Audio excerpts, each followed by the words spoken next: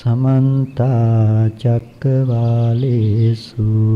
अत्रा गच्छन्तु देवता सद्धम्मं मुनिराजस्स सुनन्तु सङ्गमुखदं धम्मश्रवण कालो अयं भदन्ता धम्मश्रवण कालो अयं भदन्ता धम्मश्रवण कालो अयं भदन्ता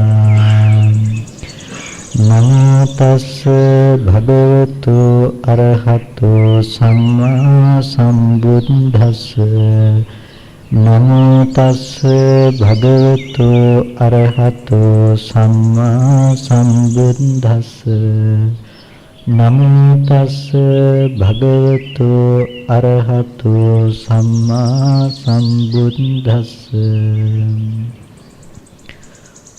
श्रद्धा संपन्न කාරුණික පින්තුනි, හැමදෙනාම අද දවසේදී බොහෝම ශ්‍රද්ධාවෙන් ලෝතර බුදු පියාණන් වහන්සේ අපිට සසර දුකින් එතර වීම පිණිස දේශනා කරන්නට යෙදුණු ඒ උතුම් සද්ධර්මයෙන් සල්පයක් ශ්‍රවණය කරගන්නට සූදානම් වෙන මොහොත.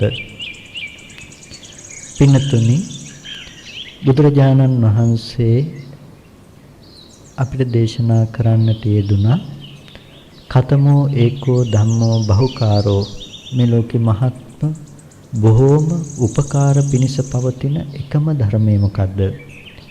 දසුත්තර සූත්‍රයේදී අපිට පැහැදිලි කරනවා අප්පමාදෝ කුසලේසු ධම්මේසු අයං ඒකෝ ධම්මෝ බහුකාරෝ. කුසල ධර්මයන්හි ඇති අප්‍රමාදී බවයි, මෙන්න මේ අප්‍රමාදී බව තමයි ලෝකේ බොහෝ උපකාර පිණිස පවතින එකම ධර්මය.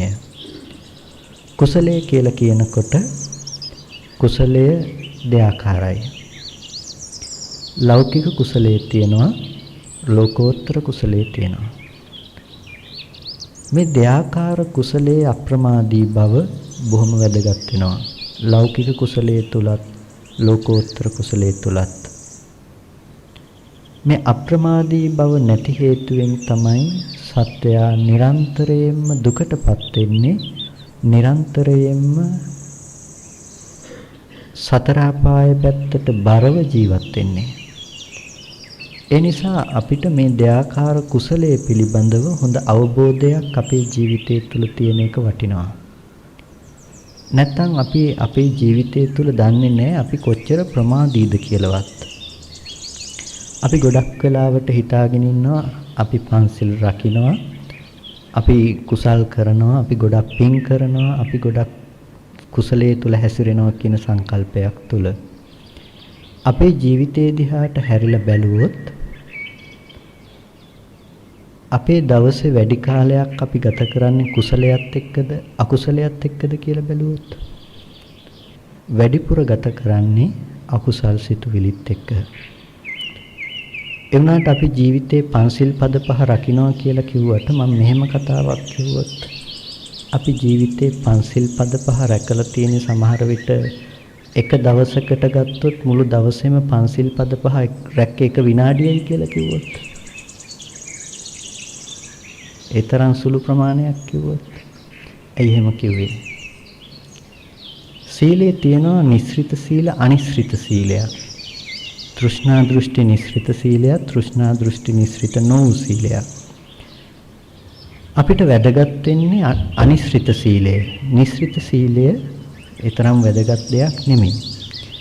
එහෙම කිව්වේ අපි හිතමු අපි සතුන් මැරීමෙන් වැළකීමේ ශික්ෂාපදයේ පාණාතිපාතා වේරමණී සික්ඛාපදං සමාදියාමි කියන ශික්ෂාපදේ රකින්නවා. මේ ශික්ෂාපදේ රකින්නකොට අද දවසේ කවුද ඔය සිල්පදේ රැක්කේ?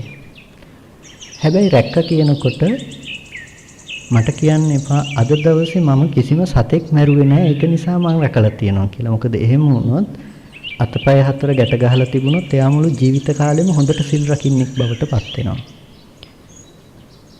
අපි සතුන් නොමරීමේ සිල්පදය අද දවසේ අපි දන්න මට්ටමින් රකින්නවා නම් රකින්නේ සතෙක් අපි හිතමු මදුරුවෙක් කනවා කියලා. මදුරුවා කනකොට ඔය මදුරුවා මරන්න හොඳ නෑ මොකද මම සිල් සමාදන් වෙලා ඉන්න නිසා. ඒක නිසා විරති චේතනා ටිකක් පහළ කරගෙන මදුරුවා ගැන අනුකම්පාවෙන් මම මදුරුවා මරන්නේ නැතුව මදුරුවා හිමින් සැරේ අයින් කළා කියමු අපි.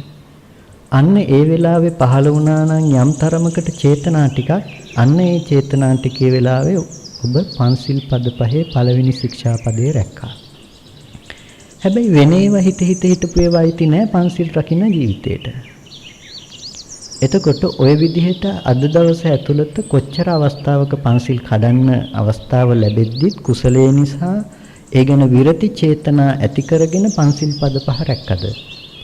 මොකද චේතනාහම් වික්ඛවේ කම්මං වදාමි මහණෙනි මම චේතනාව තමයි කර්මයේ කොට දක්වන්නේ. එහෙනම් විරති චේතනාව ඕනේ අපිට කර්මය වෙන්න. විරති කියලා කියන්නේ වැළැක්ම පිණිස පවතින චේතනාව. එහෙනම් සීලයේ අද දවසේ අපි රැකපු පන්සිල් පද පහ රැකපු වෙලාව ටිකක් හිතලා බලන්න.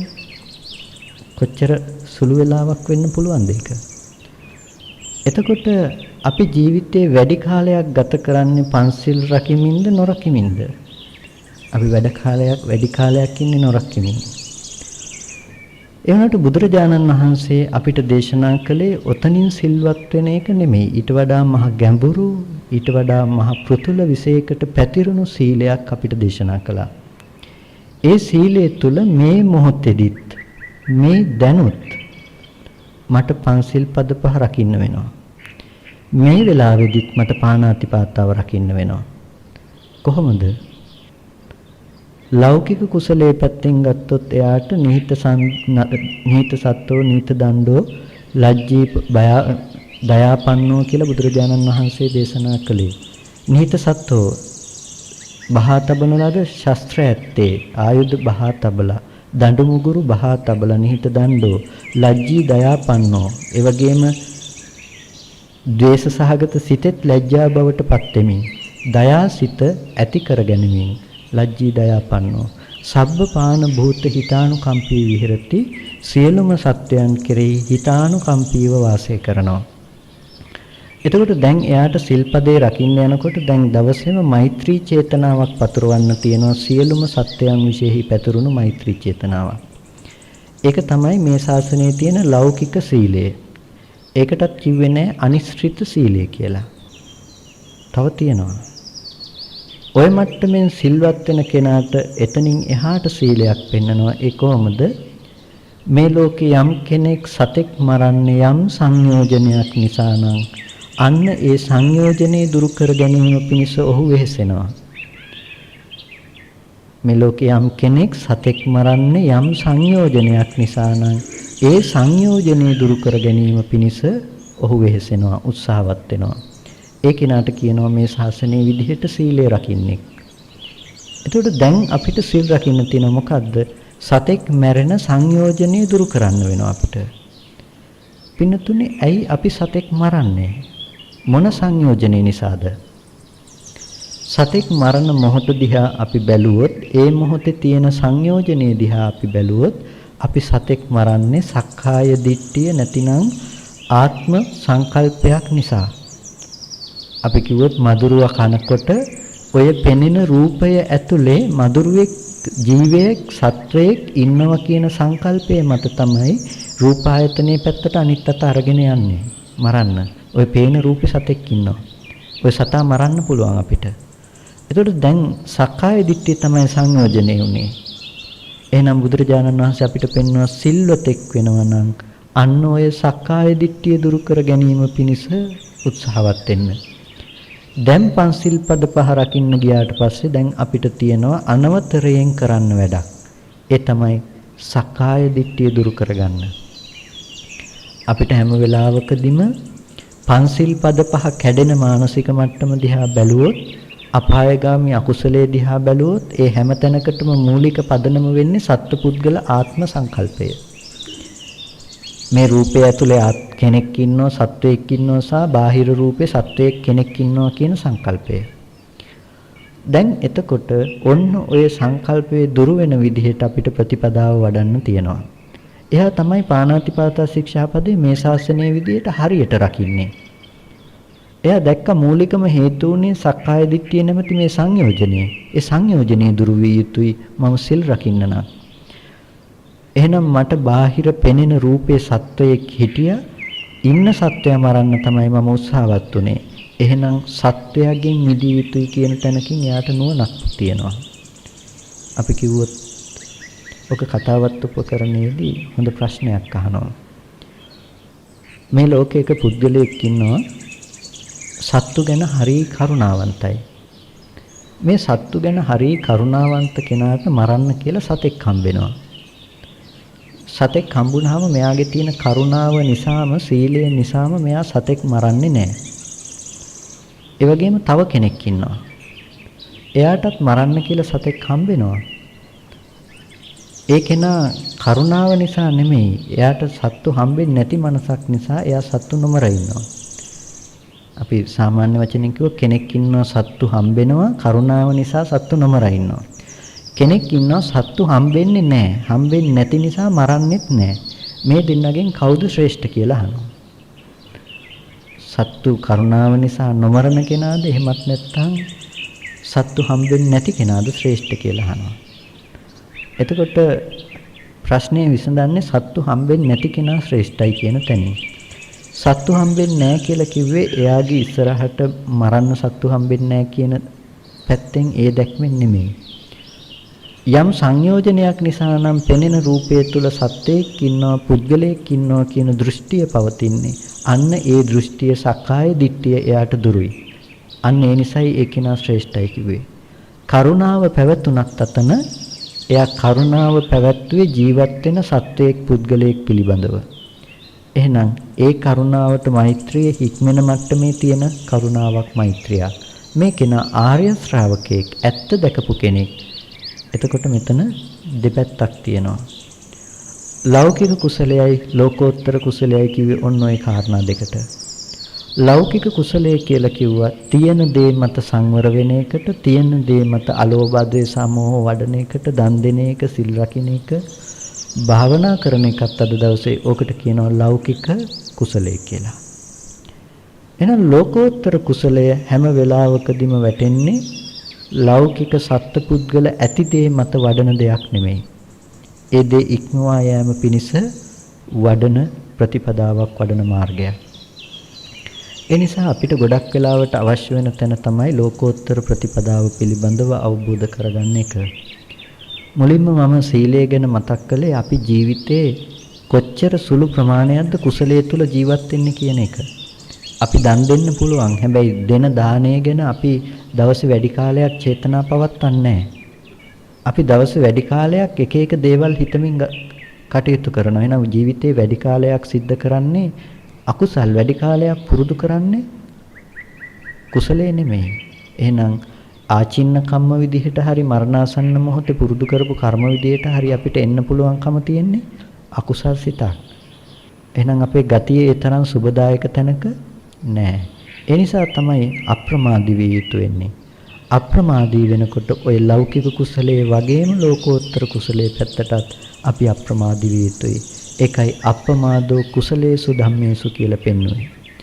ගොඩක් වෙලාවට අපිට ලෞකික කුසලයේ පැත්ත අහන්න ලැබෙන නිසා අපි ලෝකෝත්තර කුසලයේ පැත්ත නැතිනම් අපි ජීවිතයේ යථාර්ථයක් අවබෝධ කරගන්න පැත්ත පිළිබඳව ටිකක් කතා කරමු, සාකච්ඡා කරමු. හැබැයි ටිකක් ගැඹුරු වෙන්න පුළුවන්. අපි ඒ කාරණා ටික ගැන හොඳ නුවණකින් විමසුවොත් අපිට තේරුම් ගන්න පුළුවන්කම ලැබෙයි. මම හිතනවා මෙතන බොහෝ දෙනෙක් පහුගිය දේශනාවට සම්බන්ධ වෙන්න ඇති කියලා. එතකොට ඒ දේශනාවෙන් අපි ගොඩක් කරුණු කාරණා ගොඩක් සාකච්ඡා කරන්නට යෙදුණා. ඒ කාරණා ටිකත් අනුසාරයෙන්ම අපි කතා කළොත් බොහෝ දිනකට ලොකු අර්ථයක් සිද්ධ කරගන්න පුළුවන්කම තියෙනවා. බුදුරජාණන් වහන්සේ අපිට දේශනා කළා දුකත් දුක්ඛ සත්‍යයත් කියලා කාරණාවක් මම එදා දවසේ විග්‍රහ කළා. දුක සහ දුක්ඛ සත්‍ය කියලා කාරණා දෙකක් තියෙනවා. දුකත් දුක්ඛ සත්‍යයත්. දුක කියලා කිව්ව මොකද්ද?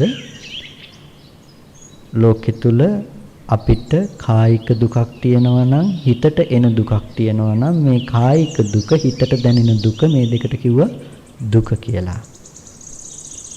මේ කයට දැනෙන දුකයි හිතට දැනෙන දුකයි ඒක දුක්ඛ සත්‍ය නෙමෙයි. එතකොට දුක්ඛ සත්‍ය කියලා පෙන්නුවා යම් කායික දුකක් තියෙනවා නම් හිතට දැනෙන දුකක් තියෙනවා නම් මේ දුක අතහැරලා ලෝකේ තවත් දුකක් තියෙනවා නම් ඒක තමයි දුක්ඛ සත්‍ය කියලා. මේ අපි දුක ගැන කතා කරන තැන නෙමෙයි. මොකද බුදුරජාණන් වහන්සේ අවබෝධ කරගත්තේ පුබ්බේ අනනුස්සුතේසු ධම්මේසු චක්ඛුං උදපාදි. පෙර නොයසූ විරු දහමක තමයි ධම්මස පහල කරගත්තේ. එහෙනම් ඊට කලින් මේ ධම්මස පහල වෙලා තිබුණේ නැහැ, අහලා තිබුණේ නැහැ.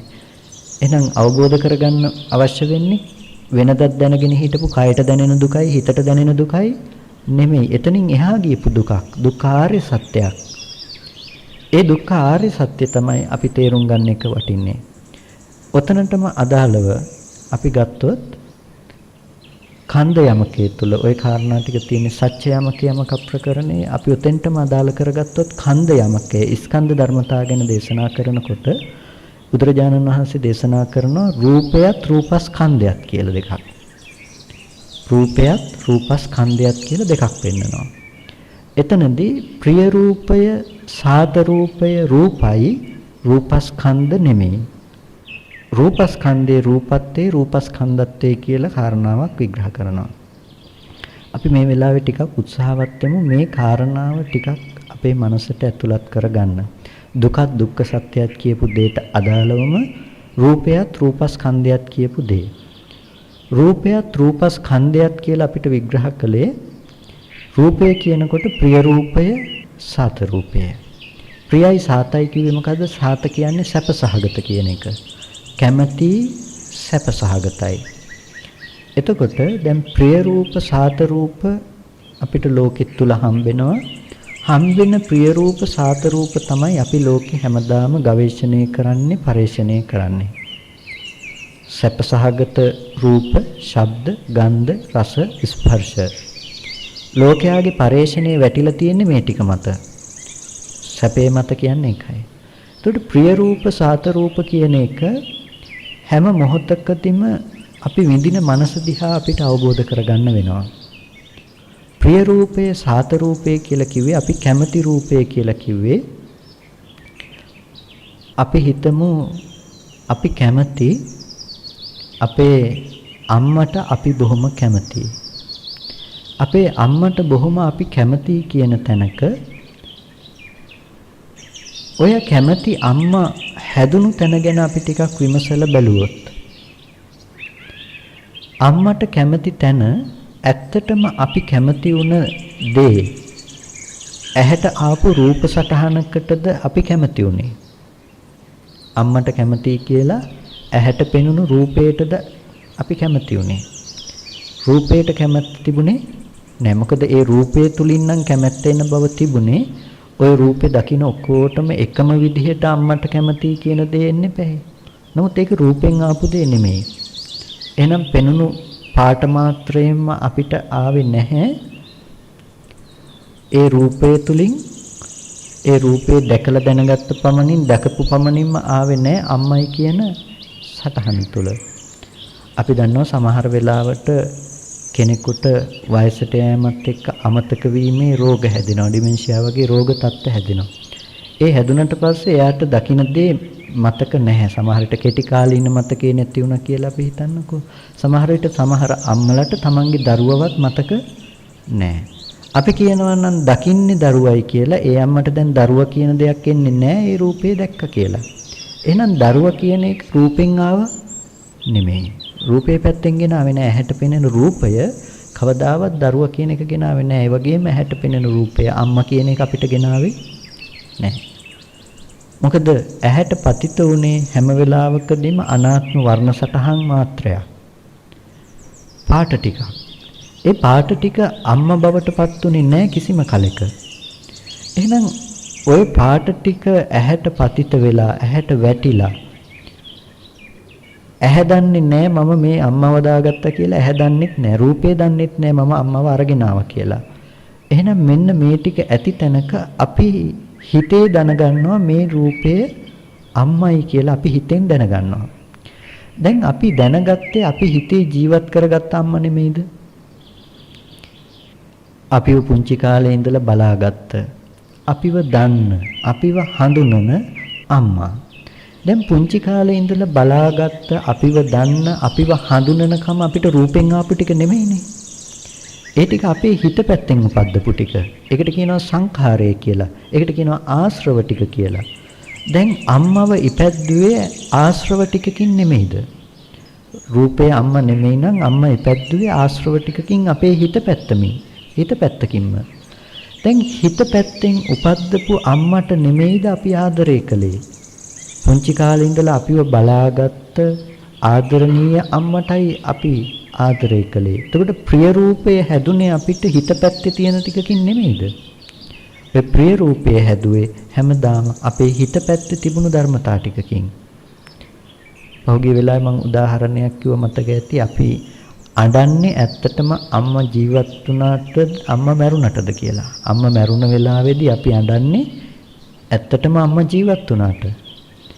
ඒ ජීවත් වුණ කාලේව හිත නෙමෙයිද අපි අඬන්නේ? මෙච්චර ආදරේ අම්මා මට මෙච්චර ආදරෙන් සැලකුවා, මට මෙහෙම මාත් එක්ක කාලය ගත කළා. දැන් ජීවත් වෙන කාලේව හිතන්න නෙමෙයිද ජීවිතේට දුක ගලාගෙන ඉන්නේ? ඒ ජීවත් වෙන කාලේ හිතන්න දුක ගලාගෙන එනවා.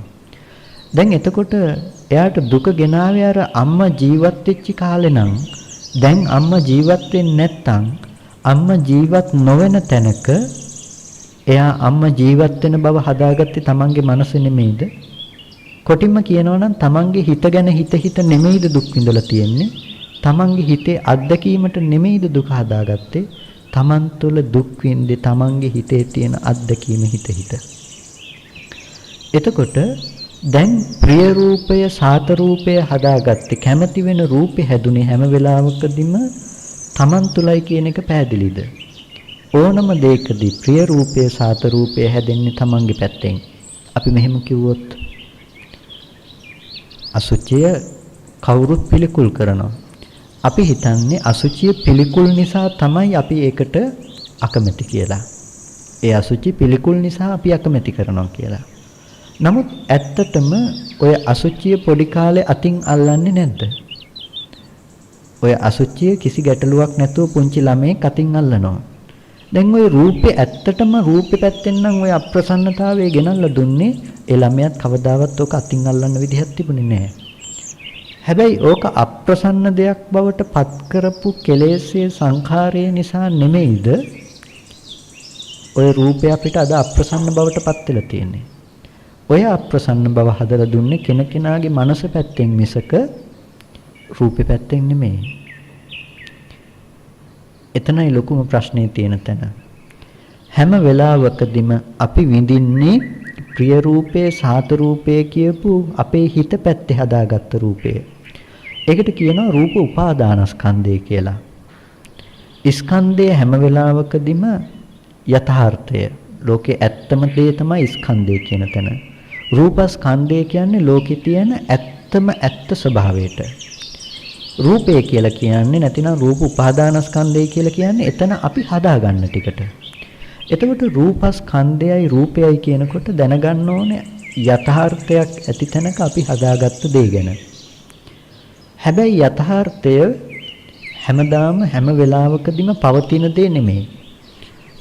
පවතින දේ නෙමෙයි කියලා කිව්වේ ඔයගොල්ලන්ට හිතෙන්න පුළුවන් මේ වටාපත එක දිගටම තියෙන දෙයක් කියලා. නමුත් බුදුරජාණන් වහන්සේ දේශනා කළා අහුත්වා සම්භූතං හුත්වා න භවිස්සති. පෙර නොතිබීම හටගෙන ඉතුරු නැතුව නැති වෙන ධර්මතාවයක්. ඔය පෙර නොතිබීම හටගෙන ඉතුරු නැතුව නැති වෙන ධර්මතාවය කිව්වේ මේ වටාපත පෙර නොතිබීම හටගෙන වටාපත පෙර නොතිබීම නිරුද්ධ වුණා කියන එක නෙමෙයි. රූපය පෙර නොතිබීම හටගෙන රූපස්කන්ධය පෙර නොතිබීම හටගෙන ඉතුරු නැතුව නිරුද්ධ වුණා. බොහොම සියුම් කාරණාවක් මේ කියන්නේ. හොඳින් අවබෝධ කරගන්න වෙන තැන. රූපේ පෙර නොතිබීම හටගෙන ඉතුරු නැතුව නිරුද්ධ වුණා කියලා කිව්වේ. රූපේ කියලා කිව්වේ මොකද්ද? රූපස්කන්ධය නැතිනම් මේ වටාපත නෙමෙයි. වර්ණ සටහන පැත්තෙන් ඇහැ පැත්තෙන් සහ වර්ණ සටහන පැත්තෙන්. අපි දන්නවා මේ ආලෝකයක් බාහිර වස්තුව මතට පතිත වෙලා එන පරාවර්තන ආලෝකයක් අපේ ඇහැට වැටෙනවා. මතක් කරගන්න අපි ගියසරේ උපමාවක් කතා කළා. ඇහැ කියන එක ගැන කතා කරන්න ගියාම කණ්ණාඩි ඉස්සරහට කළුවරේ ගියපු උපමාව මතක ඇති නේද? අපි කණ්ණාඩි ඉස්සරහට ගිහිල්ලා කළුවරේ ඇහැ බලන්න ගියොත් අපිට ඇහැ පේන්නේ නැහැ. එහෙනම් අපිට ඇහැ බලන්න ඕන නම් අපිට සිද්ධ වෙනවා ටෝච් එක ගහන්න. කණ්ණාඩියට ටෝච් එක ගහලා අපිට ඇහැ බලන්න බෑ. එහෙනම් අපිට සිද්ධ වෙනවා ඇහැ පැත්තට ටෝච් එක ගහගන්න. ගහලා ඒ වැටෙන එළිය කණ්ණාඩියට දාලා කණ්ණාඩිය පැත්තෙන් එන පරාවර්තන ආලෝකේ නැවත ඇහැ පැත්තට පතිත කරගන්න. දැන් අපි ඇහැ කියලා දැක්කේ ඔය ආලෝක සටහන වර්ණ සටහන නෙමෙයිද? පාට ටික. එතකොට ඔය පාට ටික කවදාවත් ඇහැවුනේ නැහනේ. ටෝච් එළිය ඇහැවුනේ නැහැ. ආලෝකයේ වර්ණ සටහන ඇහැවුනේ නැහැ. එහෙනම් ඔය වර්ණ සටහන පතිත කරගත්ත උපවත් බව ඒකට කියනවා ප්‍රසාදය කියලා. ඔය ප්‍රසාදය ඇහැවුනේ දෙයක් වටාපත උනේ නැහැ. වර්ණ සටහන පාට ටික වටාපත උනේත් නැහැ. ප්‍රසාදේ වටාපත උනේ නැහැ. එහෙනම් ඔය දෙක වැය වුණු තැනක ඔය සිද්ධිය වැය වුණු තැනක වැය වුණා කියන්නේ ඉවර වුණාට පස්සේ ඔය සිද්ධිය නැති වුණාට පස්සේ අපි වටාපත කියලා මේ විදිහේ රූපයක් මේ විදිහේ සටහනක් තියෙන්නේ මොකේද කියලා අපි හිත පැත්තෙන් ඇසුරු කරලා හිත පැත්තෙන් අවුස්සලා බලනවා. හිතේ තියෙන දේ තමයි අපි හැමදාම දැනගන්නේ. එතකොට හිතේ තියෙන ටික විඳින අපි නැවත එළියට දානවා මම දැක්කේ වටාපතයි කියලා. ওই සිද්ධිය තමයි අපේ ජීවිතය කියලා කියන්නේ. දැන් මම මෙහෙම කතා කළොත් අපි එදා ගත්ත උදාහරණයක් කවුද දැකලා තියෙන්නේ චැං චෑන් එකක් කියලා. අපි කිව්වා කවුද දැකලා තියෙන්නේ චැං චෑන් එකක් කියනකොට කවුරුත් හිටියේ නැහැ චැං චෑන් එකක් දැකපු. මොකද ඒක හදලා කියපු දෙයක් නිසා. දැන් චැං චෑන් එකක් කියනකොට ඕගොල්ලන්ට සිහිපත් වුණා මේ කියන්නේ එදා කියපු උදාහරණේ තමයි කියලා. දැන් සද්දේ ආරම්භය මේ ඇහුනේ එදා අහපු සද්දෙද නැතිනම් අලුතෙන් ඉපදුණු හේතු ටිකක්ද?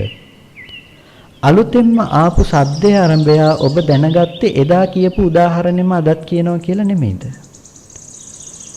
දැන් එහෙනම් එදා වචනේ කතා නොකරපු අලුතෙන්ම හේතු ටික හැදුණු තැනක ඇයි අපි අපේ හිත පැත්ත ඇසුරු කරන ගමන් හිතේ තියෙන එක බාහිරට දැම්මේ? මේ කියන්නේ අපි දන්න වචනේ කියලා කතා කළේ අපි දන්න උදාහරණ කියලා කිව්වේ ඇයි? අන්න ඒක තමයි අපේ තියෙන අවිද්‍යාව, අපේ තියෙන නොදන්නකම. ඇහැට පේන රූපෙත් ওই සිද්ධියම තමයි. අලුතෙන්ම හේතු ටික හැදිලා එනකොට අපි අසුරු කරන්නේ තනි කරම අපේ තියෙන කුණු ගොඩ පැත්ත. සංඛාරය කියලා කියන්නේ අපි කිව්ව කුණු ගොඩක්. සංඛාරය කියලා කියන්නේ කුණු ගොඩක්. කුණු ගොඩක් කියන සංඛාරය කියන පාලි වචනයේට තේරුම් ගොඩක් තියෙනවා. ඒකෙන් එක තේරුමක් තමයි සංකලිත නැතිනම් සංඛාර කියලා කියන්නේ මේ රැස් කරලා තියෙන කුණු ගොඩකට. එතකොට කුණු ගොඩ කියන එකත් හොඳට ගැලපෙන දෙයක්. මොකද අපි හැමදේම රැස් කරගත්ත දෙයක් බවට පත් වෙනවා. හැම මොහොතක් ගානේ රැස් කරගන්න දේ. ඒ කුණු ගොඩ අවුස්සලා අපි බලනවා මොකේද අර ආපු සටහන තියෙන්නේ. කුණු ගොඩෙන් ගෙනල්ලා දෙන දේ තමයි අපි දැනගන්නේ. අපි දැනගන්න මට්ටම තමයි හැමදාම වටාපත කියලා කියන්නේ. එහෙම නැත්නම් දකින මට්ටම නෙමෙයි. දකින මට්ටම නෙමෙයි හැමදාම වටාපත කියලා කියන්නේ. දැන් මම ඔබෙන් ප්‍රශ්නයක් අහුවොත් මේ පේන වටාපත කාටත් පේනවා. ඒ වගේම මම ඕගොල්ලෝගෙන් අහුවොත් එහෙම මේ වටාපතේ තියෙන මේ ඉරිගාන ඕගොල්ලෝ දැක්කද කියලා අහුවොත් කීයක් තිබුණද දැක්කද කියලා අහුවොත් ඕගොල්ලෝ මොනවා කියයිද?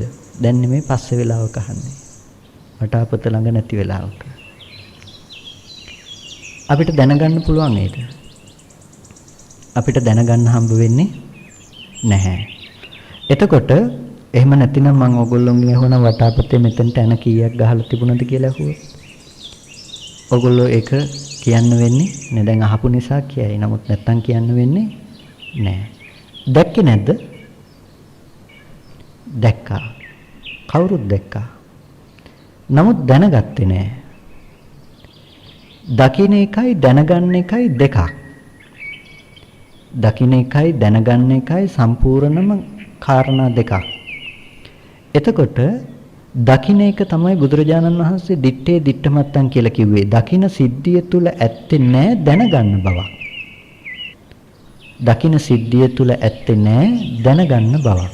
දකින්නවා කිව්වේ කොතෙන්ද? හරියටම වර්ණ සටහන ඇහැට වැටෙන මොහොතට කිව්වා දකින්න අවස්ථාව. දැනගත්තේ නැහැ එතන. එහෙනම් දැනගත්තේ කොහෙන්දද? දැනගත්තේ හිතේ තියෙන කුණු ගොඩ අවුස්සල තමයි හිතේ තියෙන ටික දැනගත්තේ. ඔයගොල්ලන්ට මේ ඇන දෙක දැක්කට දැනගන්න උනේ නෑ වගේ අන්න ඔය නොදන්නා ඇන දෙක තිබුණ තැන වගේම තමයි හැම මොහොතකම අපි දකින අවස්ථාව. අපි දන්නේ නෑ. දකින මොහොත අපි දන්නේ නෑ. අපිට එතන කවදාවත් එතන සිහිය පවත්වන්න බෑ. අපිට පවත්වන්න පුළුවන් මේ ටික ඉතුරු නැතුව නැති වෙලා අපි දැනගන්නවා වටාපත කියලා අපේ හිතේ හදාගන්න දෙයක්. අන්න ඔය හිත පැත්තෙන් හදාගන්න වටාපත කියන දෙයට තමයි අපි ආස කරන්නේ. තණ්හා කරන්නේ, ආස කරන්නේ, කැමති වෙන්නේ වටාපත කියන ඔය හිතේ තියෙන සටහනට. දැන් එළියෙන් එන සටහන ගැලපෙන්නේ නැති වුණොත් එහෙම ඔය හිතේ තියෙන එකට ජීවිතේට දුක ගලාගෙන එනවා. මම කිව්වද අර පොඩි හාමුදුරු කෙනෙක් ගෙදර ගියපු උදාහරණයක් කිව්වද? සෙනසනේ හිටපු එක පොඩි හාමුදුරු කෙනෙක් අවුරුදු 5කට විතර පස්සේ ගෙවල් පැත්තේ ගිහිල්ලා එන්න ඕනි කියලා ඒ පැත්තේ යන වෙලාවක ගියා ගෙදර. ඒ තාත්තලාගෙන් පාරත් අහගෙන ගෙදරට ගිහිල්ලා ගෙදර මිදුලේ වාහනේ නතර කරනකොටත් පොඩි හාමුදුරු කියනවා මේක අපේ ගෙදර නෙමෙයි කියලා. අම්මලා තාත්තලා එළියට එනකම් පොඩි හාමුදුරු පිළිගත්තේ නෑ මේක එයාගේ ගෙදර කියලා. මොකද එයා ගියේ අවුරුදු 5කට කලින් තිබුණු ගෙදර බලන්න. දැන් වෙනස් වෙලා. දැන් ගේ අලුත් වෙලා ගේ හැඩතල වටේ පිටාව හැමදේම වෙනස් වෙලා. එයා පිළිගන්නේ නෑ මේක එයාගේ ගෙදර කියලා. ඊට පස්සේ අම්මලා තාත්තලා එළියට ආවට පස්සේ තමයි පොඩි හාමුදුරු පිළිගත්තේ මේ ආවේ තමන්ගේ ගෙදරට කියලා. දැන් එයා සේනාසනේ ඉන්නව පොඩි හාමුදුරු දැන් ජීවත් වෙන්නේ කොයි ගෙදරද? දැන් ජීවත් වෙන්නේ අලුත් ගෙදර. එතකොට දැන් ගියේ පළවෙනි පාර ගියේ එයා කලින් හිටපු ගෙදර බලාගෙන. එයා ගියේ කලින් හිටපු ගෙදරට. දැන් එළියෙන් එන සටහන හිතේ තියෙන එකට ගැලපුණේ නැහැ. ඒක නිසා එයා දැක්ක මේක දන්නේ නැහැ මේ තියෙන තැන. මේ ගෙදර නෙමෙයි. තීරණේ දුන්නේ. හදිස්සියේ හරි ඕක ආවනම් පටාචාරට ආපු විදිහටම එළියේ තියෙන රූපේ පැත්ත වෙනස් වෙලා වෙනස් වුණු තැනක හිතේ තියෙන gedara කඩාගෙන වැටිලා කියන දේ ආවනම් මොන මට්ටමකටද එයා හිතෙන් හදාගත්ත gedara කියන සටහනට ආදරය කළේ? ඒ මට්ටමම එළියේ තියෙන රූපෙට පතිත කරලා බලනකොට දැන් ඒක නෑ. දැන් කඩාගෙන වැටිලා. දැන් දුකෙන් නැද්ද? දැන් ජීවිතේට දුක ගලාගෙන එනවා. මොන මට්ටමකටද තණ්හා කළේ? ඒ මට්ටමට දුක එනවා. තණ්හා කරපු පමණට දුක එන්නේ කෙනකෙනාගේ තණ්හාව පතිත කරපු ප්‍රමාණය මත. වස්තුව මත නෙමෙයි දුක හදාගත්තේ. තාත්තා මැරුණොත් තාත්තා මැරුණු එක නිසා නෙමෙයි දුක එන්නේ. ඒ තාත්තව දන්න කම නිසා, හඳුනන කම නිසා, ඒ ආදරය සහ බැඳීම නිසා එන දුකක්. ඒක පොඩි හාමුදුරු කෙනෙකුගේ තාත්තා පොඩි කාලෙම නැතිලා තියෙනවා. හැබැයි මේ පොඩි හාමුදුරු කියනවා මට පොඩි කාලේදී තාත්තා නැති වුණාම කිසිම ප්‍රශ්නයක් තිබුණේ නැහැ, මට දුකක් තිබුණේ නැහැ. හැබැයි මට හොඳට මතකයි අක්කලා බොහොම දුකෙන් අඬනවා වැළපෙනවා. මට ඒක ගානක් තිබුණේ නැහැ. හැබැයි අම්මා මහා දුකකින් ජීවත් වුණා මට මතකයි. දැන් එකම කෙනා. හැබැයි අපි කියනවා නම් තාත්තා මැරුණු නිසා නම් දුක ආවේ කියලා මේ තුන් දෙනාටම එක සමාන දුකක් එන්න ඕනේ. නමුත් ඇත්තටම තාත්තා මැරුණු නිසාද දුක ආවේ කෙනකෙනා තාත්තා මැරුණු කම හදාගත්ත කම නිසාද? අම්මා හදාගන්නේ එයා දන්න වටපිටාවත් එක්ක එයා ඇසුරු කරපු එයාට හිතන්න ගොඩාක් දේවල් තියෙනවා. හිතන්න එයාට දුක එනවා. අක්කට හිතන්න තියෙන සීමාව තුළ එයා හිතන්න දුක එනවා. මෙයාගේ සීමාව බොහොම පටුයි හිතන්න තියෙන. දැන් ඇත්තටම දුක ආවේ තාත්තා මැරීම තුලද තාත්තා මැරුණු එක ගැන හිතන දේ තුලද? හිතන දේ තුල දුක ආවේ. ඒ වගේ අපි ලෝකෙ පැත්තෙන් දුක විඳිනවා කියලා කියන කාරණාව තුල ඇත්තටම තියෙන්නේ අපේ හිත පැත්ත ගැන හිතලා Taman තුල Taman දුක් විඳින බව. අපිට කවදාවත් රූපෙට පුළුවන්කම තිබුණේ නැහැ සැප ගෙනල්ලා දෙන්න. රූපෙට පුළුවන්කම තිබුණේ නැහැ අපිව සතුටින් තියන්න. රූපයට පුළුවන්කම තිබුණේ නැහැ අපිව දුකෙන් තියන්න. රූපයේ ඇති තැන අපි සැප දුක හදාගත්තා. ඔය සැප දුක විඳින රූපය අපි හිතේ විඳින්නේ සැපක් නම් අපි හිතනවා අපේ මෝඩකම නිසා ඒ සැප තියෙන්නේ රූපේ කියලා.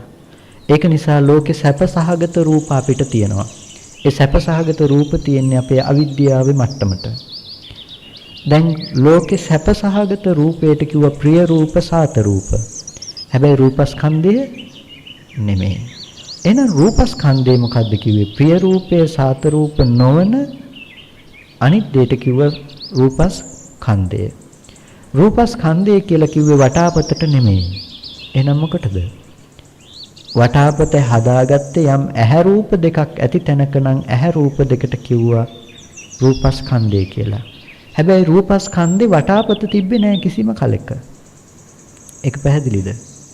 රූපස්කන්ධය කියන එකේ තිබුණේ සතර මහා ධාතුවත් වර්ණ සටහනත් නැතිනම් උපාදාය රූපයත් කියන දේ විතරයි වර්ණ රූපස්කන්ධයේ පැත්තෙන් තිබුණේ. ඒ තුල වටාපත තිබුණේ නැහැ.